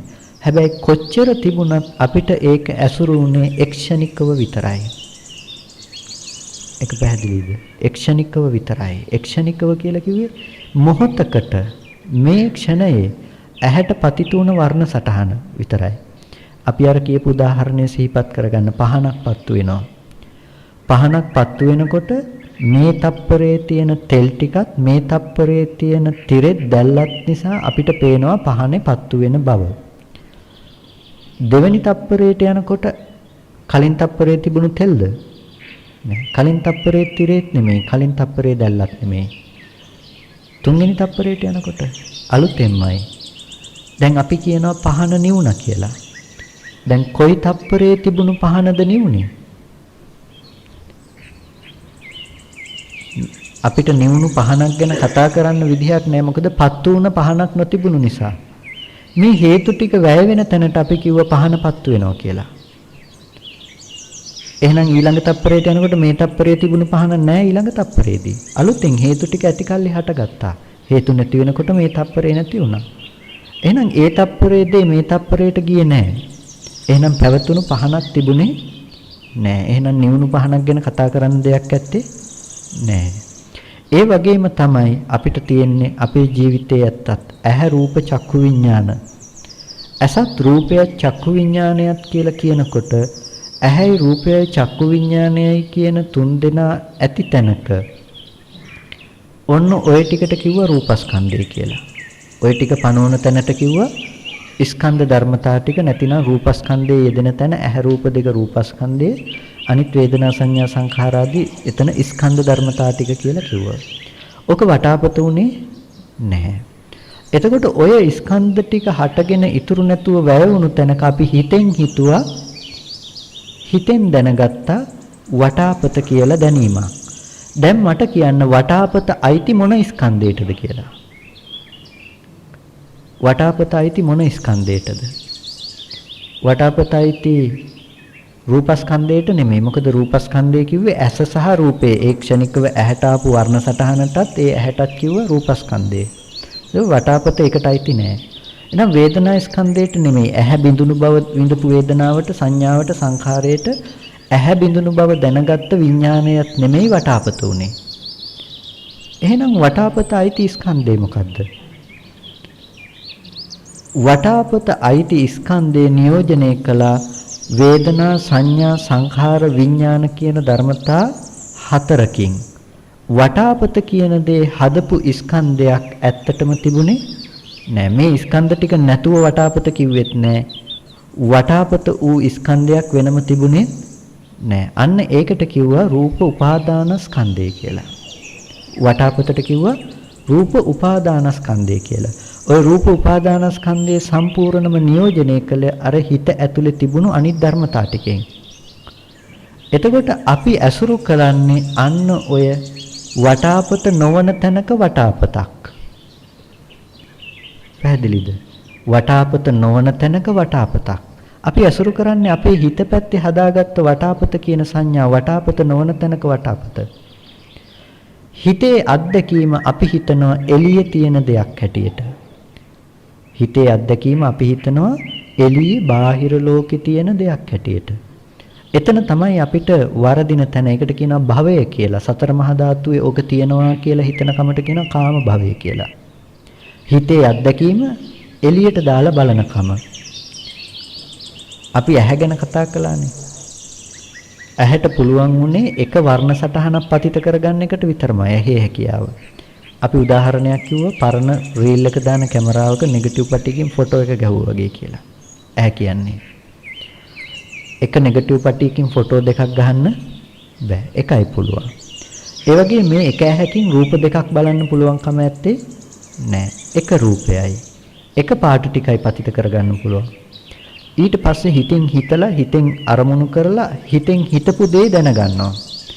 හිතෙන් හිතපු ටික දැනගත්තට පස්සේ එයා හිතෙන් දැනගත්ත දේ හිතනවා එළියේ තියෙන දේ කියලා. අවිද්‍යාව මොකද්ද? එළියේ තියනවා කියලා දැනගන්න කම. ඒකට කියනවා භවය කියලා. සතර මහා ධාතුව පැත්තේ තියනවා කියලා දකින්න එකට කියනවා කාම භවය කියලා. දැන් ඔන්න එයා කාම භවය භවපච්චය ජාති. භවය නිසා ජාතිය. ජාතිය කියනකොට සත්‍යයක් පුද්ගලයෙක් උපදිනවා කියන තැන විතරක් නෙමෙයි බුදුරජාණන් වහන්සේ පෙන්වුවේ. කන්දානම් පාතු භවෝ ආයතනානම් පටිලාභෝ අයං උච්චතාවසෝ ජාති. ස්කන්ධයන්ගේ නැවත ලැබීමක් ආයතනයන්ගේ නැවත ලැබීමක් තියෙනවා නම් මේක තමයි ජාතිය. එතකොට ස්කන්ධයන්ගේ පහළවීමක් ආයතනයන්ගේ නැවත ලැබීමක් කියනකොට දැන් එළියේ තියෙන රූපෙ විඳින්න පුළුවන් විදිහට ආපහු ඇහැ හදනවා. ඇහි ප්‍රසාදය නැවත හදනවා. හැදුවට පස්සේ ආපහු අර විදිහම වර්ණ සටහනක් ඇවිල්ලා ගැටෙනවා. ගැටුනහම කලින් ආපු පාට ටික දාවේ. එක ආලෝකයේ දෙපාරක් එන්නේ නෑ. අලුතෙන්ම හේතු ටික ආවේ. හේතු ටික අලුතෙන්ම හටගත්තට දැන් අපි හිතෙන් හිතනවා අර කලින් දැකපු වටාපත තමයි තාමත් තියෙන්නේ කියලා. දැන් එක දිගට වේගෙන් ওই සිද්ධිය වෙනකොට අපිට පේනවා එක දිගට තියෙන වටාපත තියෙනවා කියලා. ඇත්තටම වටාපත ඇසුරු කරන්නේ මේ ක්ෂණයේ මේ මොහොතේ Tamange හිතේ විතරයි. නැත්තම් ඕගොල්ලන්ට අතීතෙත් එක්කම ජීවත් වෙන්න පුළුවන්කම තියෙනවා. අතීතයට යන්න බෑනේ. ගිය තප්පරේ ගියාම කියලා දන්නවනේ නේද? ඒ තප්පරේ ආයේ එන්නේ නෑමයි කියලා දන්නවනේ. එහෙනම් කොහොමද ගිය තප්පරේ තිබුණු වටාපත මේ තප්පරේ තියෙන්නේ? ගිය තප්පරේ ගියාමයි කියලා අපි දන්නවනේ. ගිය තප්පරේ තිබුණු වටාපත කොහොමද මේ තප්පරේට එන්නේ? ඒක කවදාවත් මේ තප්පරේට ගන්න පුළුවන් දෙයක් නෙමෙයි. මොකද හේතු ටික යෙදෙනකොට අපි ගිය තප්පරේ තිබුණු වටාපත අපේ හිතෙන් ඇසුරු කරනවා. ඔන්න ඕක තුල තමයි අපි ජීවිතේ දුක හදාගෙන විඳින මට්ටමක් කියලා කියන්නේ. ගැඹුරු වැඩිද දන්නේ නැහැ. අපි දුක හදාගෙන විඳින මට්ටමක් කියලා කියන්නේ. අපි හිතන්නකෝ අපි විඳිනවා පැයක් තිස්සේ තියෙන ඔළුව එකක්කමක්. දැන් අපි පැයක් තිස්සේ තියෙන ඔළුව එකක්කම විඳිනවානේ අපි. දැන් ඇත්තටම ගත්තොත් අපි පැයක් තිස්සේ තිබුණු ඔළුව එකක්කම විඳිනවද? අපි විඳින්නේ මේ මොහොතේ කාය සම්පස්සයෙන් හටගන්න වේදනාව ගැන විඳින තැනක අපි හිතෙන් පැයක් තිස්සේ මගේ ඔළුව රිදෙනවා කියන හිත නෙමෙයිද අපි විඳින්නේ. අපි කයේ වේදනාව ඇති තැනක පැයක වේදනාව හිතෙන් නිවිඳින්නේ. අන්න ඒ වගේම දෙයක් තමයි මේ කතා කරන්නේ. මේ මොහොතේ හේතු ටික ඇති කල්ලි අපි විඳින්නේ පුංචි කාලේ ඉඳලා අපි දන්න අම්මා. ඔය පුංචි කාලේ ඉඳලා දන්න අම්මා එළිය පැත්තෙන් ආවේ නැහැ. පැයක ඔළුව එකක්ම දීගටම තිබ්බා වගේ. අපි විඳින්නේ පුංචි කාලේ හිඳපු අම්මට ආදරය කරන්නේ. රූපස්කන්ධයට නෙමෙයි අපි ආදරය කළේ රූප උපාදානස්කන්ධයට. අපි චන්දරාගයේ පැවැත්වුවේ උපාදානස්කන්ධයට මිසක ස්කන්ධයකට නෙමෙයි. ඒක නිසා තමයි අපිට දුකෙන් මිදෙන්න අවශ්‍ය නම් පංච උපාදානස්කන්ධයෙන් මිදෙන්න කියලා කිව්වේ. දුකෙන් මිදෙන්න අවශ්‍ය නම් දුක නැති කරගන්න අවශ්‍ය නම් අපිට අවශ්‍යම දේ තමයි පංච උපාදානස්කන්ධ මට්ටමින් මිදෙන එක. පංච උපාදානස්කන්ධ මට්ටමින් අපිට මිදෙන්න බෑ ස්කන්ධ ටික ගැන යථාභූත අවබෝධයක් නැතුව. එහෙනම් අපිට බුදුරජාණන් වහන්සේ දේශනා කළ කාරණා දෙකක්. ඒ තමයි කෙලෙස් ටික දුරු කරගන්නත් අනුසේ දුරු වෙනත් ප්‍රතිපදාවක් වෙන්නවා. කෙලෙස් ටික දුරු කරගන්න නම් අපිට තියෙනවා පංච උපාදානස්කන්ධය උදේවැය බලන්න අවශ්‍යයි. පංච උපාදානස්කන්ධය උදේවැය කිව්වේ අපි වචන වලින් ගැඹුරට ගන්න එපා. බොහොම සාමාන්‍යයෙන් අපේ ජීවිතය තුළින් දකින්න පුරුදු වෙන්න. පංච උපාදානස්කන්ධයේ උදේවැය බලන්න කියලා කිව්වේ අපිට අම්මා හම්බුන තැන ඇත්ත කොහොමද අම්මා හදාගත්තේ? වැය කියලා කිව්වේ ඔය අම්මා ඉතුරු නැතුව නිරුද්ධ වුණ තැන මොකද්ද? එතන හොඳට බලා ගන්න මොන හේතු ටික ඇති කල්ලිද අම්මව හැදුනේ? මොන හේතු ටික නිසාද අම්මා නිරුද්ධ වුනේ? දැන් ඕගොල්ලන්ට පෙනේ හොඳටම ඇහැ රූප දෙක අම්මා නොවුණු ඇහැ රූප දෙක ඇති තැනක අපි අම්මා කියලා අපේම මනස ගැන හිතලා හිතේම සංඥාවක් දැනගත්ත අම්මා කියලා. දැන් තමන්ගෙම හිත පැත්තෙන් හදාගත්ත අම්මා කියන සටහන එතනම ඉතුරු නැතුව නිරුද්ධ වුණ බවට නැති වුණු බවට නුවණක් එයි. ඒකට කියනවා පංච උපාදානස්කන්ධේ උදේවැය බලමින් වාසය කරනවා. දැන් ඕගොල්ලෝ පංච උපාදානස්කන්ධේ උදේවැය බලන්නේ එළියෙන් නෙමෙයි. තමන්ගේ හිත පැත්තෙන් හදාගත්ත දේ දිහා බලනවා හොඳට. අම්මා දරුවා ගෙවල් දොරවල් මේ හැම දෙයක් ගැනම ඕගොල්ලන්ට එක තැනකින් අවබෝධ කරගන්න අවශ්‍ය වෙනවා. මේ ලොකු අර්ථයකින් කියන්නේ. ඒ කියන්නේ දැන් මේ ටික කතා කරනකොට ඕගොල්ලන්ට අන්තිමේටම තියෙන්න බෑ විදර්ශනා කරන්න මහා ලොකු ලෝකයක්. ලෝකයක් කියලා කිව්වේ අම්මත් විදර්ශනා කරනවා, ගෙදරත් විදර්ශනා කරනවා, දරුවත් විදර්ශනා කරනවා, වාහනෙත් විදර්ශනා කරනවා, පාරේ තියෙන දේවල් විදර්ශනා කරනවා. ඕක කවදාවත් ඕක කරලා නම් ඉවර කරන්න පුළුවන් කමක් නැත්තේ. නෑ මුළු මුහුදෙම වතුර බිබී යන්න අවශ්‍ය නෑ මුහුදේ වතුර ලුණු රසයි කියන්න. ඒ වගේ ඕගොල්ලන්ට හැම රූපයකම විදර්ශනා කරන්න අවශ්‍ය නෑ රූපය යථාර්ථය මේකයි කියලා අවබෝධ කරගන්න. එහෙනම් එක තැනකින් දැක්ක නුවණ භාවිත කරන්නට අවශ්‍ය වෙනවා. වතුර ටිකක් අරගෙන බිව්වහම අපිට ජීවිතයේ අවබෝධයක් තියෙනවා මේ මුළු මුහුදෙම වතුර ලුණු රසයි කියලා හැම තැනකින්ම බිබී බලන්න ඕන. ඊට පස්සේ අපි අවබෝධය තුලින් ඒ ලබාගත් නුවණින් මුළු මුහුද දිහාම බලනවා. ඒ වගේම එක තැනක රූපේ ඇත්ත දකින්න නුවණ තමයි භාවිත වෙන්න අවශ්‍ය වෙන්නේ හැම තැනකටම. අපි දැනගත්තොත් රූපයත් රූපස්කන්ධයත් කියන ස්වභාවය තුළ රූපස්කන්ධය කියන මට්ටම ඇති තැනක අපි රූපය හදාගෙන විඳිනවා කියන තැනක නැත්තම් මනෝවිඤ්ඤාණයෙන් හදාගත්ත හිතෙන් හදාගත්ත කියලා. අපි අම්මා කියලා ඇසුරු කරන්නේ අපි දන්න අම්මා කියලා හිතේ අපි ගොඩනගාගත්ත අම්මා කියලා ගත්තොත් අපි දරුවා කියලා ඇසුරු කරන්නේ අපි දන්න අපි හඳුනන පුංචි කාලේ ඉඳලා මේ දරුවා මගේ කියලා ගත්ත සටහන් මාත්‍රයෙන් මිසක පුංචි කාලේ ඉඳලා දන්නකම මිසක අපි ඇසුරු කරන්නේ වෙනත් දෙයක් නෙමෙයිනේ. ඒකනේ සමහර විට අම්මට දරුවා අඳුන ගන්න බැරි වෙන්නේ ලෙඩක් හැදුනහම. දරුවා කියන රූපේ දරුවා නොවන නිසානේ. දරුවා කියන්නේ දරුවා සම්පූර්ණම පදනම් වෙලා තියන්නේ අපේ සංඥාව මත නිසානේ. එකෙන් හිතන්න එපා. එකෙන් කියන්නේ නැහැ මේ ඩිමෙන්ෂියා වගේ රෝග තත්ත්වයක් ඇති වුනහම නිවන් දකින්නවා කියලා. ඔක්කොම අමතක වුනහම. අමතක වුනහම ලැබෙන දෙයක් නෙමෙයි මේ කියන්නේ. අමතක කිරීමක් නෙමෙයි මේ කියන්නේ. කොටිම කියනවනම් මේ කියන්නේ අතහැරීම නෙමෙයි. අපිට ඒක අමතක කරලා අතහරින දෙයක් නෙමෙයි. අතහරින දෙයක් නෙමෙයි මේ ශාසනය. අතහැරෙන්න ඕන දෙයක් තියෙන්නේ. මේ ප්‍රතිපදාවේ මේ නුවණින් වෙන දේ තමයි අතහැරෙන දේ. එයා පෙන්නනවා මේ ස්කන්ධ ටිකේ ඇත්ත මේකයි. එතකොට පංච උපාදානස්කන්ධේ නොහට ගන්න බවට යනවා අනුත්පාදයට යනවා. ඔය අනුත්පාදයේ තමයි නිවන කියන්නේ. නොහට ගන්න බව. දැන් ඕගොල්ලන්ට දුක හදාගන්න ක්ෂේත්‍රය නැහැ. භූමිය නැහැ. දුක හදාගත්තේ අම්මා කියන දේ තුල කරපු ආදරය නිසා නම් දුක හදාගත්තේ. ඕගොල්ලන්ට දැන් අම්මා හම්බ වෙන්නේ නැත්තම් ස්කන්ධ ටිකක පැවැත්ම නම් හම්බ වෙන්නේ.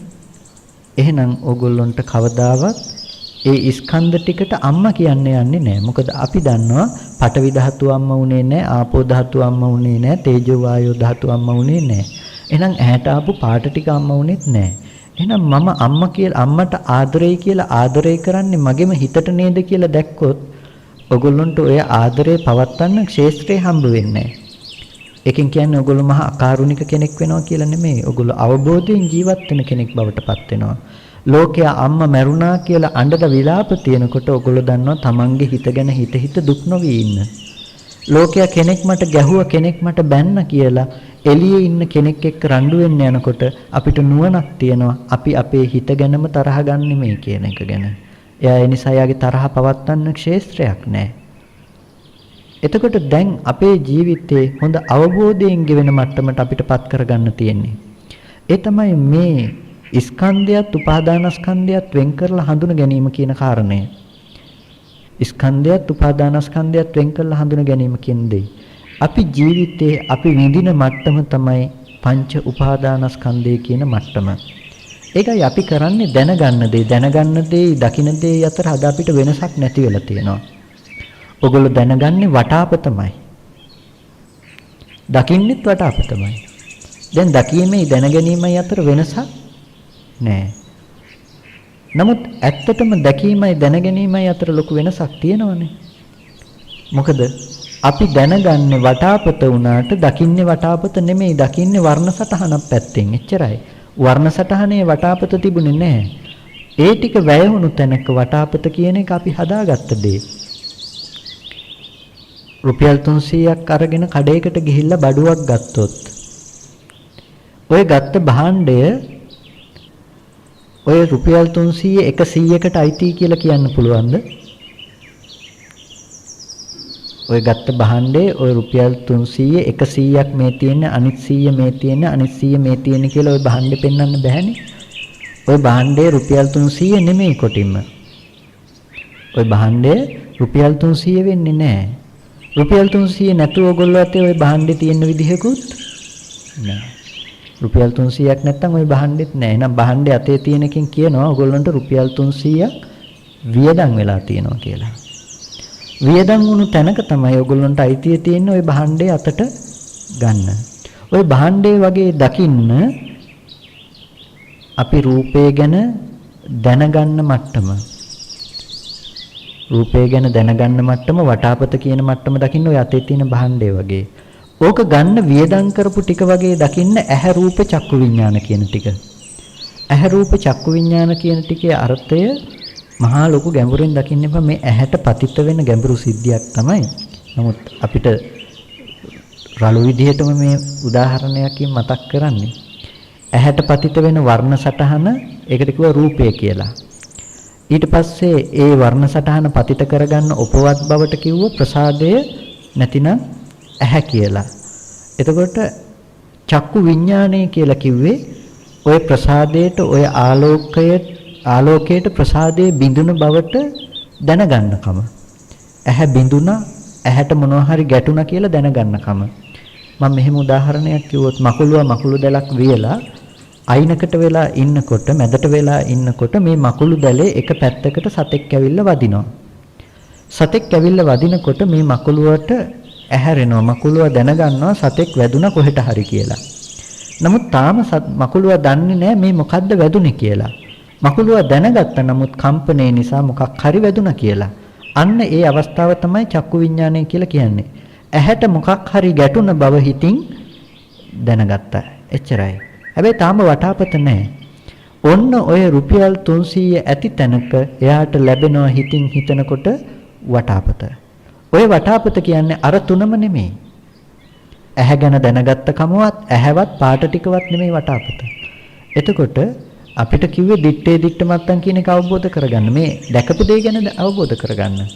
එහෙනම් ඊට පස්සේ විඤ්ඤාතේ විඤ්ඤාත මත්තන් දැනගත්ත දේ අවබෝධ කරගන්න. දැනගත්ත දේ අපි වටාපත දැනගත්ත වටාපත දැකපු දේ නෙමෙයි.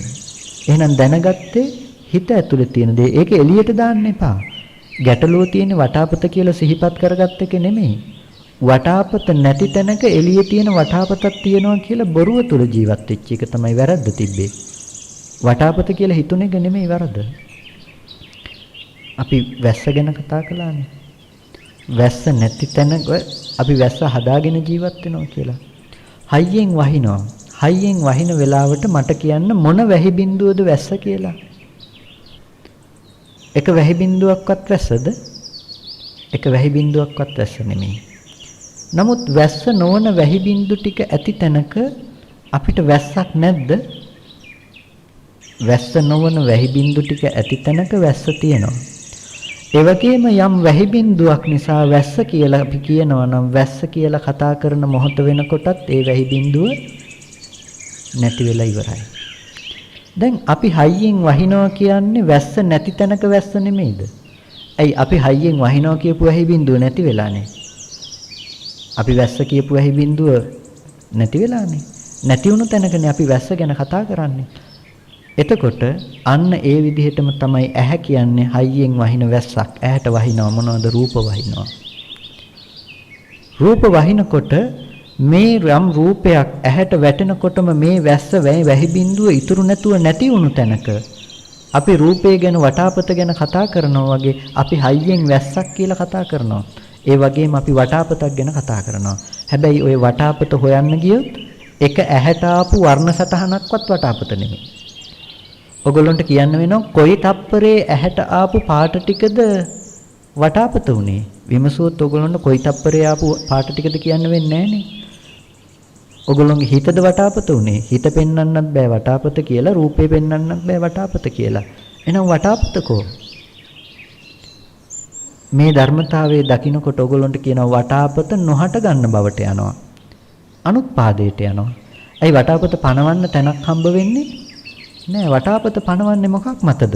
රූපේ ඉතුරු නැතුව නිරුද්ධයි නම්, ඒ හිත ඉතුරු නැතුව නිරුද්ධයි නම් අපිට තේරෙනවා වටාපත කියන දැනුම පතිත කරන්න බිමක් හම්බ වෙන්නේ නෑ. එතකොට ඔය පැවතුණු ඇත්තම ඇත්ත ස්වභාවයට කිව්වා ස්කන්ධ ටික කියලා. ඔය ස්කන්ධ ටික කර්මත් නෙමෙයි කෙලසුත් නෙමෙයි. පවතින ප්‍රකෘති ස්වභාවයේ ප්‍රකෘතිමිදම් භික්ඛවේ චිත්තං. මහණෙනි මේ ප්‍රකෘතිමත් බව ප්‍රභස්සර මිදම් භික්ඛවේ චිත්තං. මහණෙනි මේ හිත ප්‍රභාෂරයි. තංචකෝ ආගන්තුකේහි උපක්ඛිලේසේහි උපක්ඛිලිට්ඨං. ඒක කිලුට වෙන්නේ ආගන්තුක උපක්ලේශයන්ගෙන්. හිත ප්‍රභාෂරයි. හිත ප්‍රභාෂරයි කියුවේ පුංචි කාලේ පුංචි ළමයාගේ හිත ප්‍රභාෂරයි කියන එක නෙමෙයි. අපේ ජීවිතේ මේ මොහොතේදී හිත ප්‍රභාෂරයි. ප්‍රභාෂර හිත කෙලසෙන්නේ ආගන්තුක උපක්ලේශයන්ගෙන්. කොතනද? ඇහැට රූපේ ගැටෙන තැන හිත බොහොම ප්‍රභාෂරයි. එතන නෑ වටාපත විඳින්න. තණ්හා කරන්න වටාපතක් එතන ඇත්තේ නෑ. අකමැති වෙන්න වටාපතක් එතන ඇත්තේ නෑ. කොටින්ම එතන වටාපත කියන ස්වභාවයක් නැති නිසා. එහෙනම් ඒ ටික ඇති තැනක ආගන්තුක උපක්ඛිලේසේහි උපක්ඛිලිට්ඨං. ආගන්තුක කෙලෙස් ටිකක් ඇති තැන තමයි කෙලස ගන්නෙ. මොකක්ද ආගන්තුක කෙලෙස් උපක්ලේශය? හිතේ තියෙන සංඛාරයේ කුණුගොඩ අවුස්සල වටාපත කියලා හදා ගන්නකම. ඒ හදාගත්ත වටාපත එළියේ තියනවා කියලා හිතනකම. ඔන්න ඕක තමයි අපිට තිබුණු උපක්ලේශය. දැන් අපි ආස කළේ ආදරය කළේ කැමති උනේ එළියේ තියෙන වටාපතට නෙමෙයිද? එළියේ තියෙන රූපෙට නෙමෙයිද? එළියේ තියෙන රූපෙටනේ අපි කැමති. අපි දන්න රූපෙටනේ අපි කැමති. අපි හැමදාම ඇසුරු කරන්නේ අන්න ඔය තියෙන සංකල්පේ මත. අපි ජීවත් වෙන්නේ ඔන්න ඔය ඇත කියන අන්තය තුල. එළියේ තියෙනවා කියලා හිතන එක තුල. එතකොට ඔය ඇත කියන අන්තය තුල ජීවත් වෙනකන් අපිට දුක හදා ගැනීම නම් නැති වෙන්නේ නෑ. මොකද අපි එළියේ තියෙන දේ මත හැමදාම දුක හදා ගන්නවම තමයි. දුක හදා ගන්නවා කියලා කියන්නේ අපි කැමැත්ත හදාගන්නේ. හැබැයි කැමැත්ත දුකෙන් කෙලවර වෙනවා. ලෝකයේ හැමදාම කැමැත්ත හොයනවා. කැමැති දේ එළිය හොයන්න ජීවිතේට දුක ජීවිතේට ලැබීගෙන යනවා. එතකොට ලෝකයාගේ දර්ශනය තියෙන ඔන්න ඔය පැත්තට වැටිලා. ඒ නිසා බුදුරජාණන් වහන්සේ අපිට දේශනා කළා ඔය කැමැත්ත දුරු වෙන්න ඕනේ දෙයක්. කැමැත්ත දුරු කරන්න කියලා ඕගොල්ලන්ට කවදාවත් කැමැත්ත නම් නැති කරගන්න හම්බ වෙන්නේ නැහැ. ඇයි කැමැත්ත නැති කරගන්න බැරි? ඔය කැමැත්ත හදලා දෙන වටාපතත් එළියේ ඉන්නවා නම් කැමැත්ත හදාගන්න කෙනත් ඉන්නවා නම් ඕගොල්ලෝ ළඟ මැෂින් එක තියෙනවා. මැෂින් එක තියෙනකොට ඕගොල්ලන්ට නිෂ්පාදනය වෙනවා කියන එක නිකම්ම සිද්ධ වෙන දෙයක්. හැබැයි తాවකාලිකව නිෂ්පාදනය නතර කරගන්න නම් පුළුවන් වෙයි. භාවනාවක් කළා රූපාරූප භූමිය වලටපත් වෙලා ඔයගොල්ලන්ට ඔය එළියේ තියනවා කියලා හිතන නිෂ්පාදනය නැති කරගන්න නම් తాවකාලික යටපත් කරගන්න පුළුවන් වෙයි. ඇලෙන බැඳෙනකම. හැබැයි මැෂින් එක තියෙනවා. මොකද බලන කෙනක් ඉන්නවා බලන දේත් එළියේ තියෙන නිසා. ඒ නිසා බුදුරජාණන් වහන්සේ අපිට දේශනා කළා ඔය මැෂින් එකම අයින් කරන්න. මොකද්ද? එළියේ ඇති බවට තියෙන ඔය අන්තයෙන් නිදහස් වෙන්න. හැබැයි නැත කියන අන්තයට නොඇටි. ඒකයි වැදගත් වෙන්නේ. ඇත කියන අන්තයෙන් මිදෙන්න නැත කියන අන්තයට නොඇටි. අපි කිව්ව ඇපල් ගෙඩි දෙක වගේ කියලා. ඇපල් ගෙඩි දෙකක් මෙතන තියලා මම කිව්වොත් එකක් තෝරගන්න කියලා. ඔයගොල්ලන්ට පුළුවන් නේද එකක් තෝරගන්න? ඇපල් ගෙඩි දෙකක් මේස උඩ තියලා එකක් තෝරගන්න කිව්වොත් ඔයගොල්ලන්ට කවදාවත් එකක් තෝරගන්න බෑ. ඇයි එකක් තෝරගන්න බැරි? එකක් තෝරගන්නකොට තෝරා නොගන්න බවට අනික තෝරලා ඉවරයි. එකක් තෝරගන්නකොට තෝරගන්නේ නැහැ කියලා අනික තෝරලා ඉවරයි. ඇපල් ගෙඩි දෙක ඕගොල්ලෝ ඇපල් ගෙඩි දෙක මත නම් ජීවත් වෙන්නේ එකක් තෝරගන්නවා එකක් තෝරගන්නේ නැහැ කියලා නම් එකක් තෝරන්න විදිහක් නැහැ. මොකද එකක් මගේ කියලා ගන්නකොට මේක හොඳයි කියලා තෝරා නොගන්න බවට අනික තෝරලා ඉවරයි. ඒ නිසා ඇතිදේ මත ඔගොල්ලොන්ට මිදෙන්න බැරි වෙනවා. නැත කියන අන්තය කියන දේ එකක් තියාගෙන එකක් අයින් කරන්න බෑ. නැත කියන අන්තය අල්ලනවා නම් ඔගොල්ලෝ ඒ තුලම ඉන්නවා ඇත කියන අන්තය තුල. මේ ලෝකේ නෑ කියන්න යනවා නම් ඔගොල්ලෝ ඉන්නේ බොරුවක් තුල. ඔගොල්ලෝගේ හිත දන්නවා මේ ඉන්නේ තියනවා කියන එක තුල. සමහර අය කියනවා ශුන්්‍යතාවය ගැන. එක්කෙනෙක් ඇවිල්ලා මට කියනවා ස්වාමීන් වහන්සේ මම පැය 3ක් විතර ශුන්්‍යතාවයේ තුල ඉන්නවා. මම දන්නේ නැහැ මම කොහෙද ඉන්නේ මට කිසිම අරමුණක් නැහැ. ඊට පස්සේ මම ඇහුවා මහත්තයෝ පැය 3ක ශුන්්‍යතාවයේ පැය 3ක වින්දේ කොහොමද? මම මෙච්චර කාලයක් ශුන්්‍යතාවයෙන් හිටිය කියලා දැනගත්තේ කවුද? දැනගත්තේ මම. එතකොට මොකෙන්ද ශුන්‍ය උනේ? මොකුත් නැහැ. එතකොට මේ මොකුත් නැති බව දැනගත්තේ මොකෙන්ද? ඒ දැනගත්තේ හිතෙන්. එහෙනම් ඒ හිත තිබ්බනේ. ඒ කෙනත් හිටියානේ. එහෙනම් කෙනත් හිටියානම් දේත් තිබුණා නම් ආයේ මොකද්ද හිස් කියන්නේ? ඒක ශුන්‍ය නෑනේ ඒක අශුන්‍යයිනේ. ඒ වගේ අපිට ලෝකෙන් මිදෙන්න බෑ. ඇත කියන අන්තෙන් මිදෙන්න බෑ. අද නැත කියන අන්තයටපත් වෙලා. මොකද නැත්තම් නැති දේ පෙන්වන්න වෙනවා. සත්වයක් නැත්තම් නැති සත්වයා ඉන්නවා. අපි අනාත්මයි කියන එක ගත්තොත් එහෙම අනාත්මයි කියන්නේ ආත්මයක් නැහැ කියලා අපිට කියන්න වෙනවා. එහෙනම් නැති ආත්මේ මොකද්ද? ඔය මොන ආත්මද නැත්තේ? අපි හොඳ ආකාරවම දන්න තියනවා කියලා හිතාගෙන ඉන්න ආත්මේ තමයි ඔය නැහැ කියන්නේ අපි. උච්ඡේදයක් පනවන්න බෑ සාස්වතයක් නැතුව. ඒක නිසා ලෝකේ ඉන්න ඔක්කොම කෙටි කරලා ගත්තොත් එහෙම සාස්වත උච්ඡේදය. නැහැ කියන අය ඔක්කොම එහෙමයි. ඉන්නේ තියනවා කියන තැන. ආත්මයක් නැහැ කියනවා. සත්වයක් නැහැ කියනවා. නැති සත්වයා කවුද? මේ ඉන්නවා කියලා දන්න හිතාගෙන ඉන්න සත්‍යය තමයි නැත්තේ. ඉන්නවා කියලා හිතාගෙන ඉන්න ආත්මේ තමයි නැත්තේ. ඔය නැති බව බුදුරජාණන් වහන්සේ දේශනා කළේ නෑ අනාත්මයි කියලා. ඔය නැති බව බුදුරජාණන් වහන්සේ දේශනා කළේ නෑ නිස්සත්ත්වෝ කියලා. එහෙනම් බුදුරජාණන් වහන්සේ පෙන්නපු අනාත්මය මොකද්ද? ඒ අනාත්මය තමයි සත්පුද්ගල භාව වශයෙන් පණවන්න තැනක් නෑ. හේතු ටික ඇතිකල්ලි තියෙනවා හටගත්තා. ඒ වෙලාවට කියන අත්භව පරියාපන්නෝ ආත්ම භාවයේ අනුව ගියපු දෙයක්. ඇහැ කියන එක ආත්ම භාවයේ අනුව ගියපු දෙයක්. එහෙනම් ඇහැ කියන එක ආත්ම භාවයේ අනුව ගියපු දෙයක් වෙනකොට ඒ මොහොතේම හටගෙන පෙර නොතිබීම හටගෙන ඉතුරු නැතුව නිරුද්ධ වුණා. එතකොට ඔන්න ආත්ම භාවයේ ඉතුරු නැතුවම නැති වෙලා. එහෙනම් පණවන්න එක දිගට ජීවත් වුණ ආත්මයක් තිබ්බේ නැහැ කිව්වා මිසක ආත්මයක් නැහැ කියලා කියන්න ගියේ නැහැ. එක දිගට පැවැත්මක් තිබ්බේ නැහැ. හේතු නිසා හටගෙන හේතු නිරෝධයෙන් නිරුද්ධ වුණා. අනාත්මයි කිව්වේ ඒ කාරණාව නිසා. අනිත්‍යයි කියලා කිව්වේ තියෙන දෙයක් නැති වුණා නෙමෙයි. අනිත්‍ය කියලා කිව්වේ මේ තියෙන දෙයක් ලෝකේ නැති වෙලා ගිය ස්වභාවයටපත් වුණා එහෙම නෙමෙයි. අනිත්‍ය කියලා කිව්වේ මේ හේතු ටික ඇතිකල්ලි හටගත්ත ධර්මතා ටික හේතු නැති වෙනකොටම නැති වුණා. එතකොට ඒකට තමයි අනිත්‍යයි කියලා කිව්වේ. අද ලෝකයේ තියෙන ලොකු ප්‍රශ්නයක් නේ අනිත්‍යද අනිච්චද කියලා තියෙන ප්‍රශ්නේ. අනිත්‍යද අනිච්චද? එතකොට අනිච්ච කියන එකෙන් කියනවා අපි ගිය සැරේ ටිකක් කතා කළා අනිච්ච කියලා කියන්නේ මහ ප්‍රාණ ඡයන්නද දැම්මහම අනිච්ච කියනවා. එතකොට කියන එක කැමැත්ත ඉෂ්ට කරන්නේ නැහැ කියන එකෙන් තමයි අනිච්ච කියලා දේශනා කළේ මේක වෙන්න ඕනේ ඒ විදිහටයි කියලා කෙනෙක් කියනවා. තව කෙනෙක් කියනවා නෑ අනිත්‍ය කියලා. අනිත්‍ය කියන අර්ථය එන්න ඕනේ කියලා. දැන් අපි ওই දෙකම බහලා බැලුවොත් එහෙම අපි දැන් ලොකු දර්ශනයක් ලොකු පැත්තක් කතා කළානේ. දැන් අනිච්ච කියන අර්ථය ගත්තොත් ආස්වාදේ ඉෂ්ට කරන්නේ නැහැ. ආස්වාදේ ඉෂ්ට කරන්නේ නැත්නම් මොකේද ආස්වාද ඉෂ්ට කරන්නේ නැත්තේ? ඊළඟට අපිට පෙරලා අහන්න වෙනවා මොකේද ආස්වාද ඉෂ්ට කරන්නේ නැත්තේ? තියෙන රූපෙන් ආස්වාද ඉෂ්ට කරන්නේ නැත්නම් තියෙන සද්දෙන් ගන්ධෙන් රසෙන් ස්පර්ශයෙන් ආස්වාද ඉෂ්ට කරන්නේ නැහැ. එතකොට අපි කැමතිසේ පවතින්නේ නැහැ. කැමතිසේ පවතින්නේ නැත්නම් නොපවතින දේ නැද්ද ලෝකේ? ඒ නොපවතින දේ ලෝකේ තියෙනවනේ. අර සාස්ත්‍ව උච්ඡේදයේ කතා කළා වගේ කැමැතිසේ නොපවතින වස්තුව ලෝකේ තියෙනවා. එහෙනම් අපි ඉන්නේ නිත්‍ය සංඥාව තුල නෙමෙයිද? ඇත කියන අන්තය තුල නෙමෙයිද? අපි ඉන්නේ ඇත කියන අන්තය තුල. එහෙනම් ලෝකේ අනිච්ච කියන කාරණාවෙන් ගත්තාම අපිට ඇත කියන අන්තෙන් මිදීමක් ගැන කතා කරන්න බෑ ඒ කාරණාව තුළ. එහෙනම් අපිට සිද්ධ වෙනවා චක්කුම් බික්ඛවේ අනිච්ඡං කියපු තැනට යන්න. මහණෙනි ඇහැ අනිත්‍යයි. ඇහැ අනිත්‍යයි කියලා කිව්ව මේ ස්කන්ධ ටික අනිත්‍යයි. ඉතුරු නැතුව නැති වෙන ධර්මතාවයක්. ස්කන්ධ ටිකේ ඇත්ත තමයි මේ හේතු ටික ඇතිකල්ලි හටගත්ත හේතු ටික නැති වෙනකොටම නැති වෙලා ගියා. ඒක තමයි ස්කන්ධ ටිකේ ඇත්ත. ඒ ටික නැති වෙලා ගියපු තැනක අපි ආපහු ඇති බවට හදාගත්තා. හැබැයි ඇති බවට හදාගත්තේ අපේ හිතේ තියෙන ටිකක් දාලා හිතේ තියෙන ටිකත් එකතු කරලා.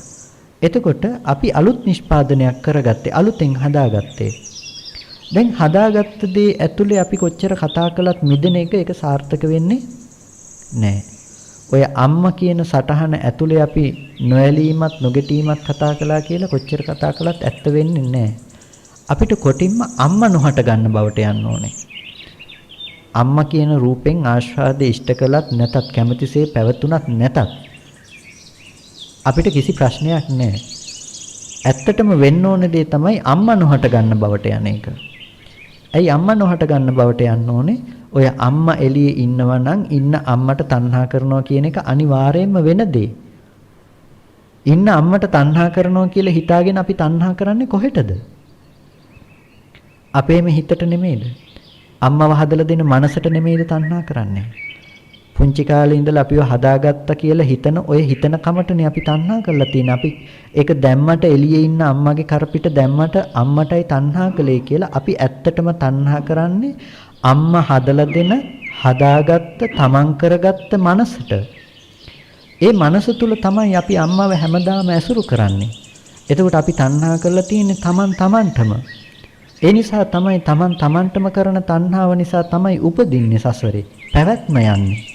අපිට ඒ නිසා දුරු කරන්න ඕනේ අම්මට තියෙන තණ්හාව නෙමෙයි. ස්කන්ධ ටිකට කරන තණ්හාව, තමන්ගේ පැත්තට කරන තණ්හාව. ඒක දුරු කරන්න බෑ අපිට ඔය ස්කන්ධ ටික ඇති තැනක අම්මා කියලා රැවටෙනකම්. ඒ නිසා අපිට දකින්න වෙනවා ඔය ස්කන්ධ ටික පෙර නොතිබීම හටගෙන ඉතුරු නැතුව නිරුද්ධ වෙන ස්වභාවය අපිට අනිත්‍ය සාක්ෂාත් කරන්න වෙනවා. ඔය අනිත්‍ය සාක්ෂාත් කරන තරමටම තමයි අපිට තියෙන්නේ ජීවිතය තුළ අපිට අම්මා නොහට ගන්න බවට යන්නේ. ඇයි අපි දැක්කනම් රූපේ වේදනා සංඥා සංකාර ටික ඉතුරු නැතුව නැති වුණා කියලා අපි අම්මව අයිති කියන්නේ මොන ස්කන්ධයටද දැන්? ස්කන්ධයක් පනවන්න තැනක් නැහනේ. ඒ ටික ඉතුරු නැතුව නැති වෙලා නිසා.